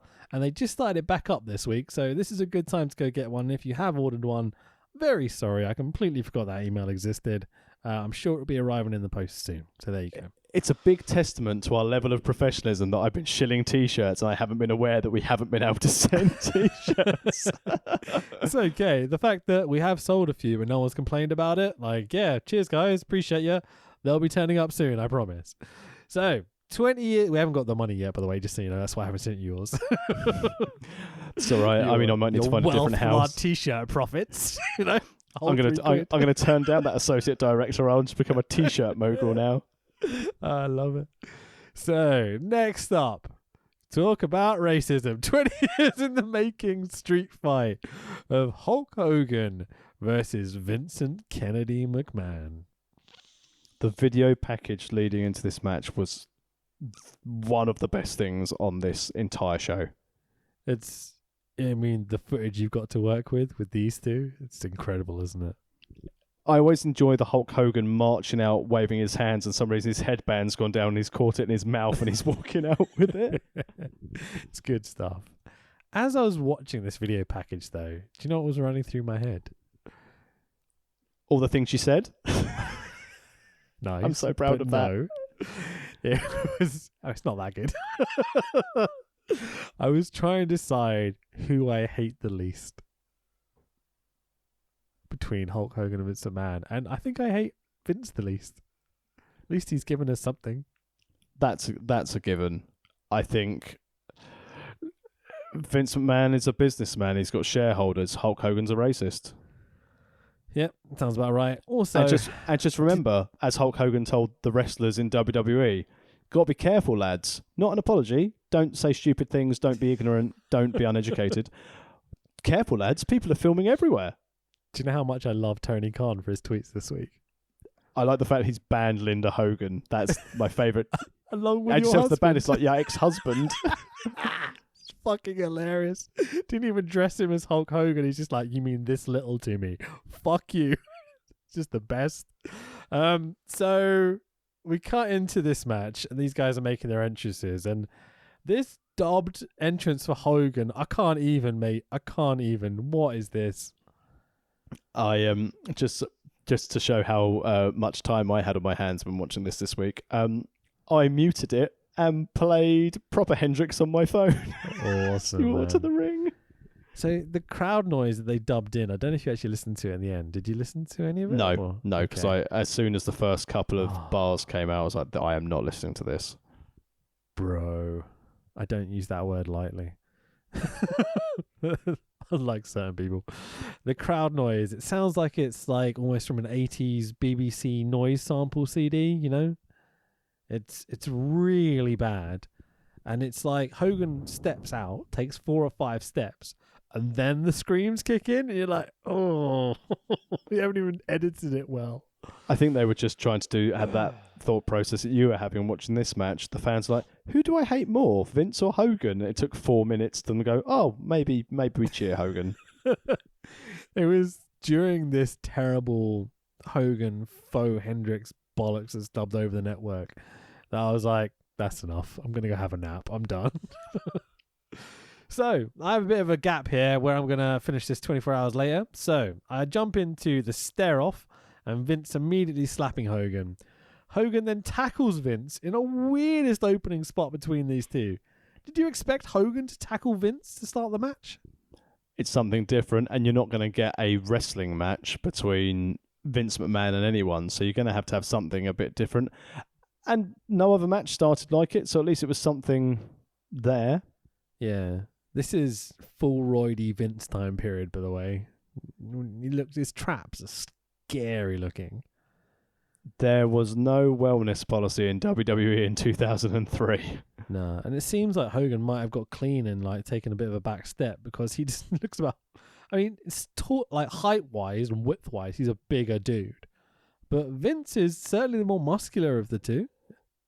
I'd agree with that. Vince is definitely more hench. Full of roids? Is that a word you're looking for? I'm not going to speculate on steroid use. It's really all my weight loss has just been come by hitting the roids. I've lost my neck. Hook it to my veins, literally. Vince going toe to toe in a test of strength with Hulk Hogan is the weirdest thing ever. Massive unprotected chair shots of Vince, as you might expect. So Vince self-harms for your viewing pleasure. Poor Hugo Savinovich. He bloody loves getting involved, but I can't imagine his response was, "Oh yeah, I'll take a chair shot." And then he was like, "Well, I'm definitely not going to miss the commentator," even though Hogan tries to let go. Yeah. So Hogan swings the chair. Vince ducks. Hogan connects with the Spanish announcer. Racist. What? Oh, I thought you were calling me racist. I was like, what did I say? Hogan attacking the Spanish announcer, yeah. Hogan gets hit with a chair too and self-harms as well? Is that what happens? I don't remember. Yeah, so basically Vince gets the chair afterwards and strikes Hogan. So Vince throws Hogan into a cameraman or assistant or rigger or whoever it is. The guy doesn't even sell it. And I'm like, fuck's sake, lad. Come on, boy. You've seen wrestling, right? Just got Hulk Hogan thrown into you. Fall on the floor, dickhead. He's one of the cameramen for OWE in Cambodia at the moment. They just no sell everything or record anything. Oh, really? Is it that bad? In fairness, no, they're doing a good job in OWE. They're turning it around, and I think once they can get their Chinese talent to leave China and come to Cambodia, they're going to have it's going to be an entertaining product again. You've got Michael Nee on commentary now. Cool. It's all good fun. You know, Michael Nee, if you want a commentating buddy in place of the other guy, I'd happily do commentary with Michael Nee. And in fairness, I think we've briefly touched on this before, but they always make reference now to OWE UK on these fight broadcasts, where Michael Nee is pretty much kind of cast iron guaranteeing not having to give any money back, even though Sean McMahon's nicked it all, allegedly. He definitely has. Right. He's basically said, if you had a ticket to OWE UK and you're ever in Cambodia, come by and we will make it right. I mean, interesting, but fair enough. So as soon as I've got money and we can travel, I'm going to Cambodia. It's quite a tourist hotspot, to be fair. You got Vietnam, Cambodia and stuff, you know. And only because I'm going to go there and go, you want to make it right? Put me in a match with like Shaolin Monk. Dude, with all due respect, I think it might be a struggle to work with him. How dare you? Wrestling is an international language. So, did you spot Tito Ortiz in the front row? Yep. Yeah, he's big and loud, isn't he? So, Vince leg drop through the ladder, through the table with Hogan. It's just fucking great. Vince on the ladder, bleeding, doing the Hogan ear thing to the crowd. Oh, he's just the best. And then obviously he still can't get the free. Brings Hogan in. But then we go for as he's bringing Hogan in, there is the moment that you've kind of skipped over, where Hugo Savinovich is bladed from the chair shot he took. Yeah, and he's taken away. I thought we'd covered Hugo. I didn't mention that bit, but it doesn't matter. So it was at this point that I was like, I'm sold. This is amazing. I was totally into it. I was loving this match. I wanted to hate it, but it was so much fun. But then you get the most iconic Vince McMahon moment, the most evil moment. Yeah, the moment that Keith Lee uses nowadays. If you've seen that clip, it's the same thing. Yeah. Vince bloodied, rising up from behind the ring apron. Oh, just the best. The visual. I screen capped it because I'm going to use it for future Wrestle Talk videos. For Vince reaction shots, like, that's perfect. It's so iconic, man. I forgot it was here, and it's just the best to see it. So good. And because of the facial expression, you forget that he's gone under the ring and grabbed a steel pipe. Yeah, sure. So, out of nowhere, Rowdy Roddy Piper appears in his out to scare campers on Wimbledon Common trench coat. Yeah, can't like that one. I just think of anything with women and common that trench coat. The episode of Bottom when they go camping. You got it. Yep. So, Piper Hogan Vince history here. It goes back to WrestleMania 1, and before that, it's super cool. Every time you see Hot Rod in the ring, it's always nice. It's a real shame that of all the three people, he's the one who's dead. Yeah, absolutely. Yeah, 100%. So, I mean, I'm going to add levity to that very important statement. Piper hits Hogan with a pipe.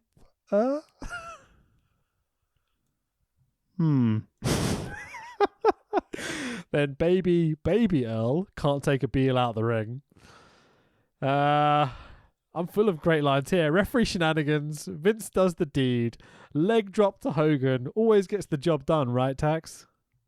Always three, like a Michinoku driver. And of course, Hogan being the cunt that he is, kicks out. Hey, Tax, have you ever seen a Hogan match before? I'm mildly familiar with the works of Terry Bollea. So, how the match finishes then. Good stuff. So, Hogan wins. Cole tries to do a JR impersonation. And God, it's bad. He goes, Hogan, Hogan, Hogan. Hulkamania is running wild. Yeah, fuck off, Cole. You forgot to mention crooked ref Sylvain Grenier running in and Hogan ejecting him. Yeah, maybe deliberately. It was nice to see Hogan. Do you want to talk about it? I don't give a fuck. Does anyone remember Sylvain Grenier at WrestleMania 19? I doubt it. It was nice to see him the following year at Mania with La Resistance for the tag belts. Yeah, sure. I thought that was quite a fun gimmick until, the whole Bob Holly thing happened. Kind of killed the gimmick. And it was nice to see they were trying to do something with Sean O'Hare, pairing him with Roddy Piper after this, but that then led into that awful lot of thing with Zach Gowen. That was bad. Very bad. This is such a weird time period for wrestling. Like, this is the end of the good stuff, really, isn't it? For a while, at least. Just having the Vince McMahon comment was that going, I'm going to beat a one-legged man in an ass-kicking contest. It's like, oh, Jesus Christ. So, Shane McMahon, at the end of this match, strolls down to the ring as Hogan is celebrating, all bloodied up. There's this weird standoff between Shane and Hogan. I think it's meant to be some sort of passing of the torch moment, but it never really pays off because obviously Shane buggers off soon after this. Vince, dead in the ring, still laying on his back, all bloodied, has the forethought to throw up the bird at Hogan and lift his head all bloodied staring at the camera.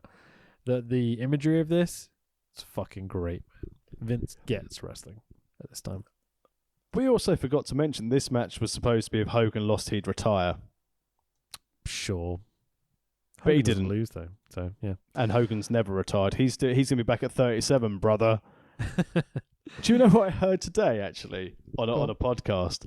Darren Young was saying how the Nexus were going to be brought back originally for something to do with WrestleMania 36. So this is a real weird one, right? And that he gave an interview where he said that the Nexus were going to be signing at Access, and someone took that and went, "Oh, the Nexus are going to be meant to be at WrestleMania." It's like, well, technically, yeah, but that's not the story, and it wasn't us. I'm just going to put it out there. It was someone else. I'd like to say as well, the story would be that Wade Barrett's Stu Bennett's currently under contract to NWA and wants nothing to do with that company. Michael Tarver, no idea where he is. Heath Slater, yeah. Anyway, moving on. Yeah. So, it's time for your, not main event of the trilogy. Stone Cold Steve Austin versus The Rock. It's not the main event tonight, which I think is the correct decision. In retrospect, maybe not, but we know Austin and Rock are buggering off after this. You've got to put Brock and Angle as the main, right? And also, the reason why this may have not been the main is what happened to Austin the night before. What happened to Austin the night before? Are you not aware of this? Okay, so on the network, there is and they made references on commentary. There's a documentary called The Making of WrestleMania, and basically all the camera crews are following people around on the weekend of Mania 19. It was released around WrestleMania 20. What's it called again? I think it's like the Mania of WrestleMania. I'll see if I can find it and I'll send you the link to it. Yeah. But it's basically a documentary following everything that's happening around WrestleMania 19. And it was released, I said, around WrestleMania 20. I think it was even an extra on the WrestleMania 20 DVD. They talk. Jerry Lawler talks about the WrestleMania movie. I think he refers to. Yeah, and that's genuinely what they were filming. But the night before, Austin ended up in hospital with what he thought he was dying. He'd been at the gym the day before. I can't remember if he was with Kevin Nash at the time when he was working out in the gym, and he was saying like his legs were twitching. He bundled a load of energy drinks, and then had to call for medical assistance in his room the night before. Shit. Basically at this time, only him, the WWE doctors, and JR were aware that Austin was in hospital. He wasn't out till the morning. Didn't sleep, was in a really bad way leading up to this match. And I like on some sort of Something to Wrestle and a few other things that JR's done, they had no idea if Austin was even going to be able to make the match. He was in such a bad way. Bloody hell. It's amazing hearing that, because it doesn't really show in his performance. No, Austin has said before this match, he was like, he knew that this was going to be it. Nobody else knew. Some people may have suspected it, but he knew this was going to be it. And if you know it's going to be your last match and you think you're on the verge of being out anyway, you're going to leave it all in that ring. Yeah, I mean, that was going to be one of the things I brought up, is that we now know this is Steve Austin's last ever match. The Rock's off to do his whole Hollywood shtick, but does come back here and there. But takes a very, very long break soon after this. Was it immediately after this? He had the big feud with Goldberg, which was the surprise reveal at the end of obviously this card. Yeah, sure. Then he had the Rock concert, and then the Rock's comment to the Raw crowd going, "You think you're so cool that you know the Rock's accountant, Ira Goldberg?" Hang on a tick. What was that about? Was there a reveal for Goldberg on this show? At the end of WrestleMania on the live broadcast, and I didn't watch the clips package, I don't know if it's the one on the network, it played a promo for Goldberg at the end of WrestleMania 19. Wow, so you I watch it don't on the remember live that at all. pay-per-view, and then there was the preview for Goldberg. No Goldberg shit. is coming, yeah. That's definitely not on the network version now. So No, that was it, and then he turned up at Raw the next night. Nice. Okay, so the video package for Rock Austin here is really good, but WrestleMania 17 my way, this is not. I really wanted to question why they didn't use historic footage of these two. They just, nearly all of it is the modern, like the last few Raws leading up to this pay-per-view. It seems odd considering the levity of this feud, you know? If you think that Austin had been out of the company until No Way Out earlier in that year, so you're talking maybe 6 to 8 weeks before that, that Austin came back after taking his ball, going home, the whole Brock Lesnar King of the Ring debacle. Mm-hmm. The story was literally as simple as that. It was, I need to beat you. I've never beaten you at Mania. Let's go for it. Because you also have to wonder what the plans were had Austin not come back. I know it seems to have been in the works for a while, leading up to this stage, but there wasn't really much to it other than that story. It's the final encounter. It sells it. It gets Austin on a card with someone who knows he can work with. You don't have to have any continual real follow-on with Rock as he finishes off. I still think they could have put a bit more effort into this video package, but just with the footage they had and with the promo they already constructed last year, so they've already got the clips ready to go. You know, maybe they just don't want last year, 2 years ago, sorry. But anyway, let's move on to it. So Rock's intro, it's the same thing that like Miz ripped off for his current entrance video, you know, where they have Miz himself, whoever did Miz's entrance video. They have that big city flyover and the kind of the lights panning past and things. And whenever I see Miz's entrance, I'm like, Is it The Rock? For a moment in my head. And then I hear, awesome. And my heart sinks. Like, oh, fuck, it's The Miz. So, even though I think Miz is a great heel, he's just a shitty wrestler. So, Unless it was the Mania 27 intro for The Miz. I don't remember. The video package of that is cracking. Really, really good. Maybe. So You say maybe, you don't even remember it. but it's The Miz. How can it be good?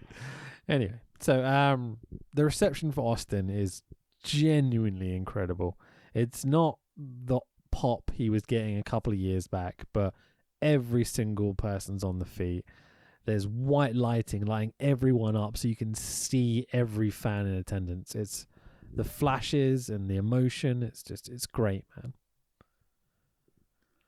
Well, this is what we've said throughout for this whole Austin Rock thing.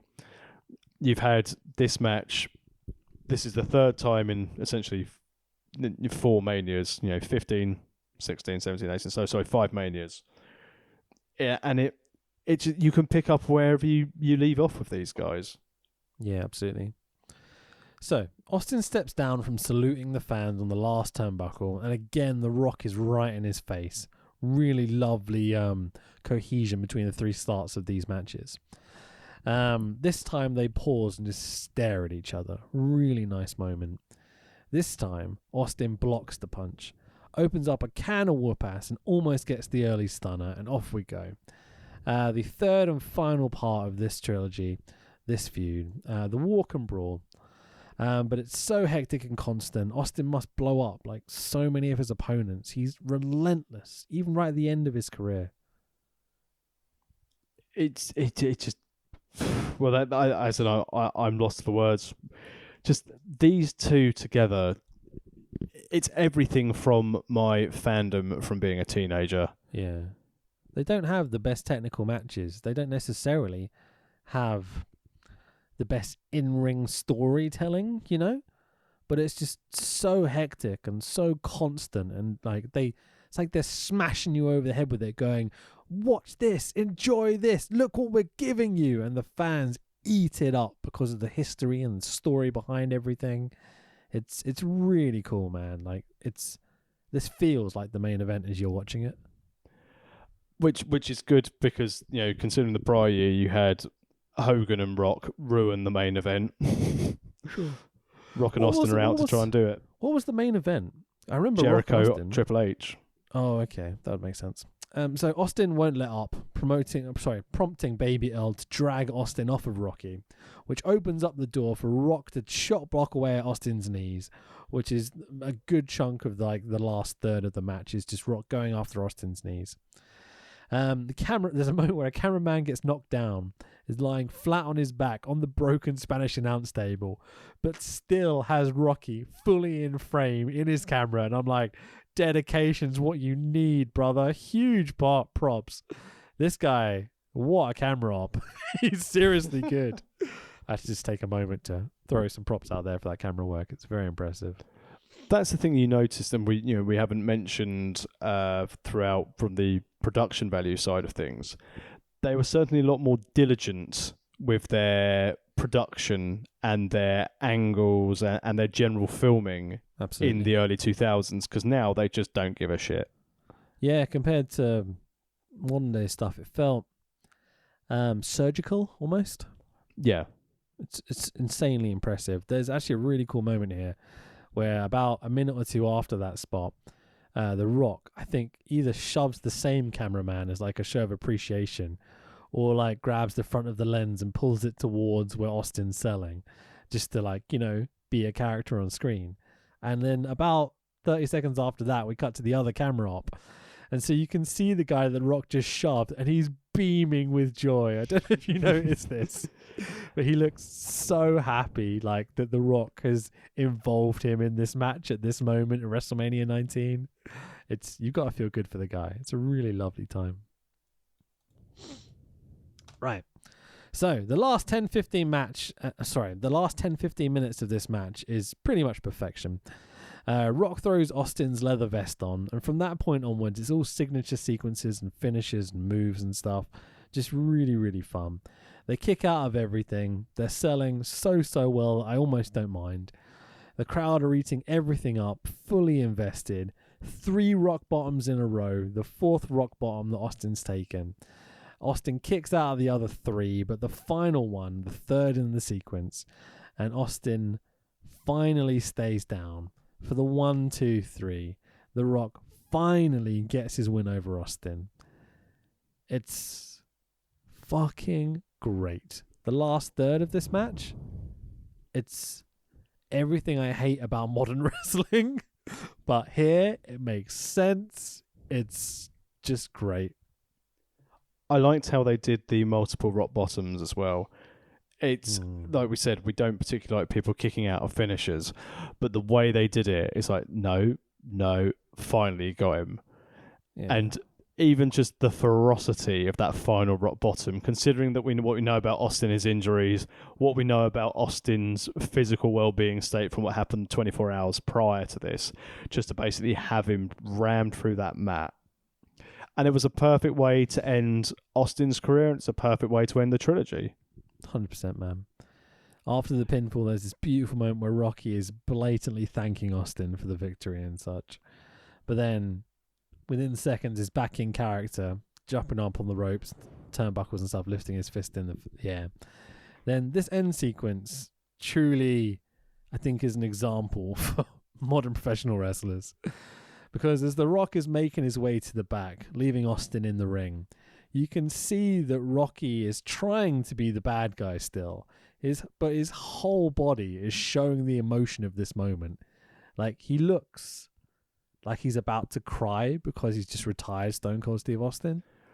But Well, I also think it's he realised, 1, he's about to retire, and 2, he's got to go and have the next 4 weeks wrestling with Goldberg. Well, that too as well. He was petrified. But the ambition to try and stay in character and be that heel Rock that he's worked so hard to get over in the last couple of years, it's genuinely impressive. And then the Austin, nice moment, as you mentioned, about them chatting in the ring afterwards, and like Hebner tried to crawl across and Rock shoves him away. It's like, no, mate, this is just for us, okay? Go and sell T-shirts out the back of your car. Ninja Stars with Bischoff. So then Austin is left in the ring by himself. He could take a standing ovation here. He probably should, but he lost. So he makes his way to the back. Hear that, modern day wrestlers? He lost, so he made his way to the back. Austin salutes the fans one last time on the ramp. And it's just like, great. I don't have another word for it. I'm trying to think of other superlatives and stuff, but it's just, yeah. Do you feel that his exit would have been different had all the fans known publicly that this was going to be Austin's last match? Sure, yeah. You would have had everyone stand immediately, give him a huge standing ovation. They did anyway. But it would have been, please don't go, one more match or this sort of shit, And he's never formally retired, though, has he? He's never come out and gone, I'm done, like a boots in the ring thing. He's basically like, that's it. That's again, the old school wrestler mentality. I'm done. I don't need this massive fandom, this massive send-off. It would have been nice if we put Brock over on his way out, though, Just saying. Well, that was before this. Yeah, but still.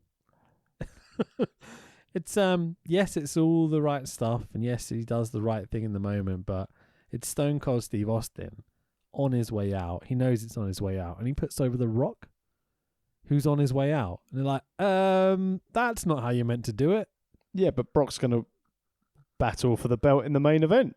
But why not put over Kurt Angle? Why not put over, a Shelton Benjamin, a Chris Jericho, or someone, That's the only problem I have with this. Because there's no money. This is the big thing. So I would say there should be money for the future. His responsibility as the guy on the way out is to make a new star. And he's not. He's making The Rock, who's already a fucking star. It makes no difference. Of those 3 people you mentioned, being Angle, Brock, and Shelton, none of them work a style that Austin could keep up with. Okay. And if he knew he was on his way out, are you going to work with someone who you've never worked with before and you could have zero chemistry? Right, or are you going to work with the person with your trilogy? Sylvain Grenier. Austin salutes the fans and blah, blah, blah, blah. So, tonight's main main event of the evening, the WWE Heavyweight title match of Kurt Angle, our current champion, versus our challenger, Brock Lesnar.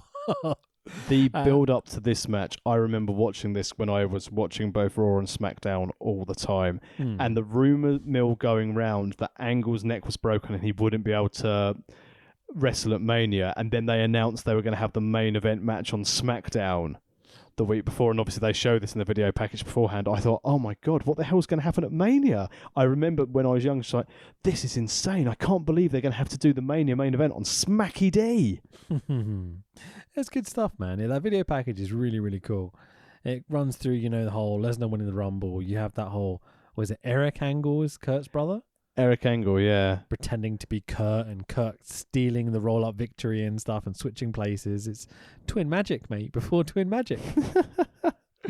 I bloody love twin magic.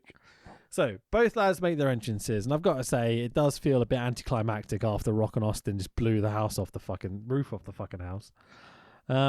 What did you feel coming into this match? I was excited because I was really into both of these guys at the time. Fair. So having this as the main event, I was very much invested in it from like the wrestler and the natural athlete style. This were the best. Retrospectively, looking back at Kurt Angle and Brock Lesnar, I think Kurt Angle specifically, is one of the very best in the world ever. I think Brock Lesnar, if he'd have stuck around, could have been the guy for a long time, but it kind of worked out. Let's be honest about it. I quite like the whole way he comes in and out nowadays and everything.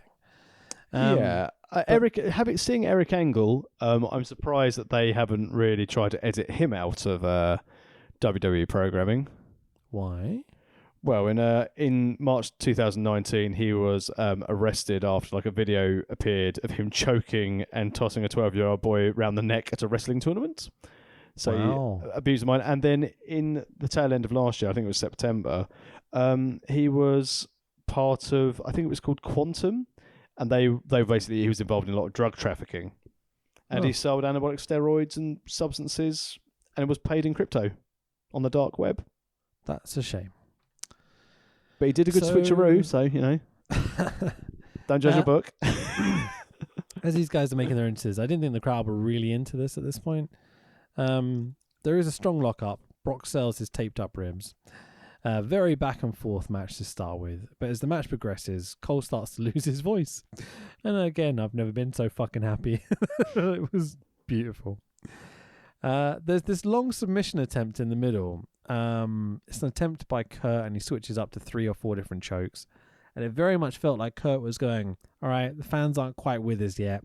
They're still in kind of a bit of shock, a bit of awe from the last match. Let's just take a second, see if we can get them back into it. Am I right in thinking this? I think the crowd were tired. I think there was still more engagement in it. But this is also the time where you're in the part of the brand extension. So you've got the Raw fans and the SmackDown fans and those who watch both. Well, and I think everyone watched both. Come on, no one was a fan of one or the other. No, but I think that Raw still being the main show, SmackDown being taped this was the time when you're really coming into SmackDown 6 time where they actually had a decent TV show. It's not a case they wouldn't watch both. It's a case that they enjoyed Raw more. But I get it. Yeah, okay.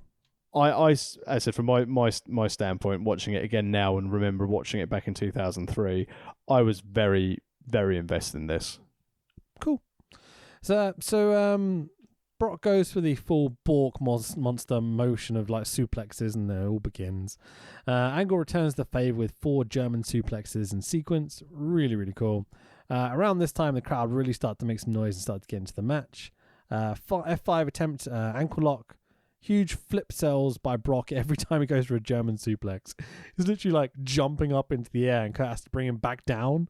The Germans, it's genuinely quite impressive how much Brock's throwing himself around here.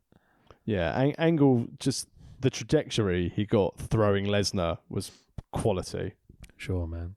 So Angle slam, Brock kicks out. Cole puts it over as the first time someone has kicked out of the Angle slam. He didn't watch WrestleMania 16 then.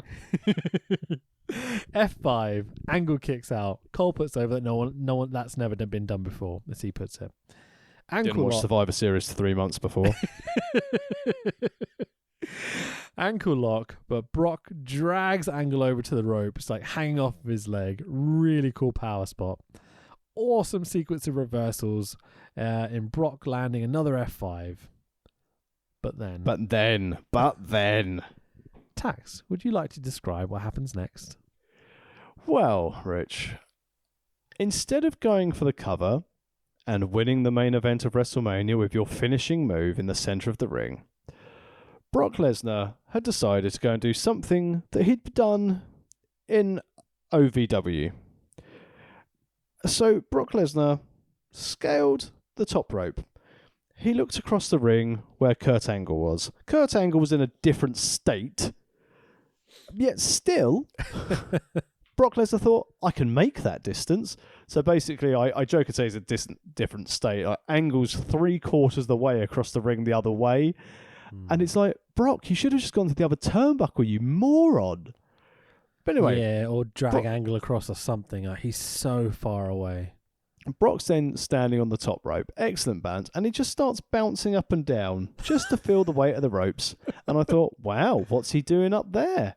And then it happened. Brock Lesnar embraces his internal Billy Kidman. He'd been watching and listening to our Hulk Hogan and Billy Kidman trilogy. We'd all like a Billy Kidman insiders. No, Tori Wilson was on the card earlier. And Brock Lesnar then proceeded to do a backflip spike pile driver on himself right next to Kurt Angle's arm. God, he goes for that shooting star, doesn't he? And lands like on his upper neck almost. It's terrible. And it was one of the scariest looking things because you see him land, as you said, just spiking himself. And Kurt Angle, what an absolute don. I'll try and sell that. Yeah. The thing I love about it is the sheer panic of the referee, of Kurt Angle, of the commentary team about, oh shit, what are we going to do next? And Kurt Angle just grabs him, goes, yep, kick me in the stomach, give me the F5. Well, that's the thing. 1, 2, 3, boys. He misses shooting star press, and the fact of the matter is that Angle still had the wherewithal to roll over and cover Brock and make him kick out at 2. You can sort of see him go, kick out, Brock, kick out, because if not, can you imagine that shit finish to Mania? Yeah. Brock's killed himself and Angle's just gone for the pin and Lesnar's out. There must be a thing that goes through Kurt Angle's head that if he just broke his neck, I've got to finish this now. We have to have a finish to WrestleMania. Yeah.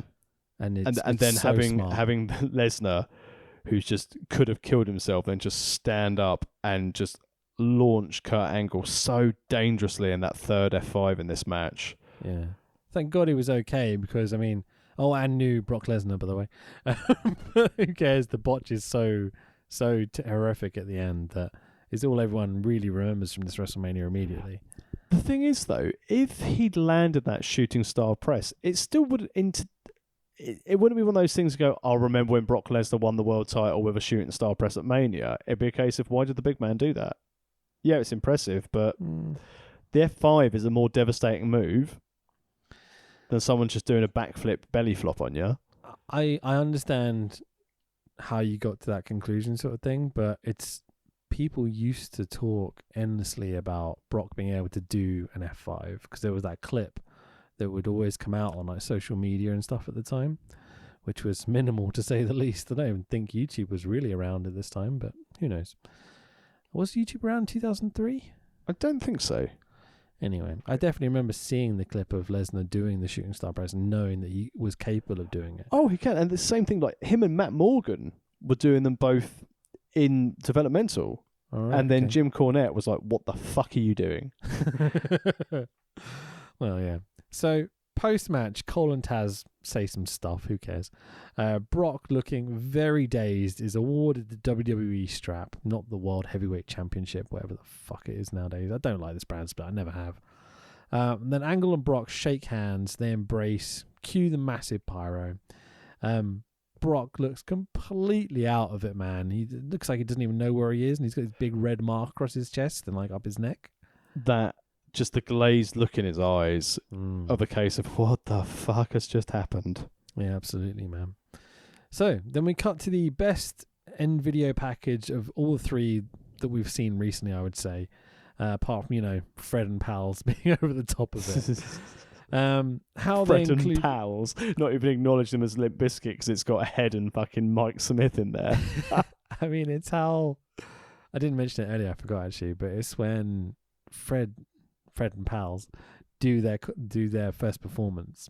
They cut to Michael Cole, and he doesn't go Limp Bizkit, the WWE's favorite band. He goes Fred Durst and Limp Bizkit. It's like, we've got Katrina and the Waves. Yeah, exactly. The very end of this video package, right at the end, has a shot of the pyro that happened right before they cut the camera, and I'm like, how the fuck did you get that shot in there? I mean, I know how they have 2 live feeds, and so they're obviously broadcasting from one and then editing on the other or whatever. But it's how they do these end video packages this fast, this well. It's amazing stuff. Because they stopped doing them for a number of years, and they bought them back. There was one for 36, wasn't there, at the end of each of the nights? Because obviously they could, because it's all pre-recorded anyway. But yeah, sure. So they're always impressive. But yeah, it's the end of our trilogy of Rock and Austin. Out of the 3 pay-per-views, which was your favourite? As in Rock Austin match, or out of the 3 manias we've covered in general? 3 manias. So it's between 17 and 19. Which one did you prefer? 17 is still the one for me, but the in-ring action, like we mentioned last week, the in-ring action was miles ahead in 19 than it was in 17. Genuinely agree. I think if this pay-per-view 19 has a TLC match, it becomes head and shoulders above 17. But yeah, this is what you mentioned earlier. Had it had a gimmick match, had that triple threat tag had something to it. Yeah, and we've like, seen logical storylines as well. That would have been nice. That's the thing when you look at this card, though. You go back for it. So Matt Hardy and Rey Mysterio, you've got a storyline there. Yeah. As much as you don't match. As much as you don't like it, Undertaker training up Nathan Jones, getting jumped by Big Show A-Train, there's a story going into it. Surprisingly good. I did not expect that to be watchable, let alone half decent. The only match that I'm aware of was the triple threat tag. Everything else, Jericho HBK storyline, Booker T, Triple H, a storyline we don't want to talk about, Hogan McMahon, Austin Rock. It was from a storytelling perspective. You seem to have skipped over the women's match, by the way. No, I did. I said for the women's title. Oh, okay, no problem. Yeah, it's a bit shit. You said tag title, I think, by the way. Who cares? I do, because I want to know what you're talking about. So you didn't like the women's match, is what you're saying? No, the women's match was fine. Oh, okay. I'm saying there's a storyline going into everything. Oh, sorry, I got a little bit other than the tag match. Okay. Yeah, sure. And that works for me. That's why, as I said, when I watch this back and you look at everything in there, I mean, as you said, had there been the triple threat tag match with a gimmick and potentially Lesnar landing the shooting star press? Yeah. But I think one of the issues with 19 not being as well received as 17 is while the stadium was good, and for some of the matches, the crowd were hot. And 2 biscuit performances. Well, that's it. I think because they had to sit through Crack Addicts, it finished them off. The crowd weren't as hot as they were for 17, but that's the transition from the Attitude Era to the PG era. And you started noticing that with the fan interaction. WrestleMania 17 was the last day of the Attitude Era where the fans were really, really up for it. Whereas 19, they were starting to be more up for a family day out. Yeah. Very nicely put. That's exactly how this feels. It feels very corporate. Again, like the word I used earlier was surgical, I think. It feels very surgical. It feels proper, Yeah, and it didn't affect my enjoyment of it, but I think the crowd not being as... If you put 17's crowd at this card, then this would have been touted as the greatest Mania of all time. Because even if you look back at Jericho HBK, just a WrestleMania match... The Brock Lesnar match, the Brock Lesnar and Angle match was great. Austin Rock, it had everything. But just for some reason, it's missing something. There's something missing, which I think is, as we've already just touched on, was down to fan interaction. Yeah, absolutely, man. Maybe the stadium is too big and too wide because these baseball stadiums are not even like a circle, are they? They're kind of like a diamond shape. But it doesn't seem to affect the Rumble, where they've been doing it in baseball stadium for the last couple of years. Maybe they've improved their seating structure or production level or something in terms of screens and things so people can see more what's going on. But yeah, it was a close run thing between 17 and 19. 15's nowhere to be seen. 15 was dross. The Rock Austin matches exclusively, I'd say 15 is probably them at their prime, but it's not a great match at all. It's lots of walk and brawl, just random shit around the stadium. 17 I'd say is probably the best match, and 19 is great, but it's not them at their prime, you know. They seem to have lost focus a little bit. I'd agree with that. I think just for the closure of the trilogy, 19 has a better ending than 17, and that's what I think. More to talk about. Exactly. It also meant that we didn't have the terrible heel turn. Yeah. I also think that terrible. Yeah. the night before, with Austin basically being hospitalised, the night before the last match of his career, and he still managed to pull out that sort of a match, I'd go 19, 17, 15. Like a good fine wine, their feud got better with age. Yeah, just their matches, and you say, okay, yeah. Cool. Yeah, sure, man. I've really enjoyed. Wait, hang on. Let me think about it. Did I enjoy it? I didn't really enjoy watching these shows. I'm going to be honest, man. Like, they weren't quite as good as I remembered. There are 3 or 4 matches that are fucking killer. Like Benoit Angle, Jericho HBK. Like, I'd say Matt Hardy, and Ray from the beginning of this was really good as well. Like, really impressed me. And obviously the ladder matches and stuff. You notice how every match I've mentioned, none of them are on WrestleMania 15. But I don't know. I wanted more from this. I wanted a feeling of, you know, I'm happy I waited 10 years before I watched these matches again. And let's face it, Rock and Austin matches are a lot of walk and brawl. They're very much the same match. Like we made mention that they had a very similar start in all 3 matches. And then kick out loads of shit at the end, you know? I think you summed it up perfectly. Their in-ring work will never be deemed like they're going to have a match of the year candidate, but their chemistry for their storytelling, and it's their storytelling elements and the crowd interaction is what made these feuds. Yeah. But from an in-ring standpoint, as you said, Kurt Angle matches, great. Both 17 and 19, despite the dodgy finish, and considering how battered half the roster was going into 19 by the sound of things. Sure. But nostalgia, I still enjoyed 17 because it gave me warm, fuzzy memories. But it goes back to when we've also covered anything from the Attitude Era for WWE. We must stop going back to the Attitude Era because it is shattering that warm fuzziness. Yeah, definitely. I think maybe from about 2002 to about 2006 might be grotesquely underrated, you know. I've been looking at a few bits from it recently, and it's definitely a time period that's not really been delved into a great deal on podcasts. And part of the reason of doing this trilogy was just to go back and look at Rock Austin, obviously. But it was to get to here because I wanted to see what this was like. Because I remember hating that time period when it actually happened. Because it wasn't the Attitude Era. It was different. And I think I've judged it preemptively too much. Well, if you look at who's coming through now, so you've got early Cena, which was quite good value. You've got Batista and Orton. You've got Evolution coming up next. You've got the rise again of Kurt Angle as saying the that dominant makes me feel like, oh no, Batista's coming up. Like, oh no, Edge is a main eventer. Not my cup of tea at all. We need to watch some of this shit in the future, man. Yeah, but let's stick away from the WWE for a prolonged period of time because we've now done quite a bit.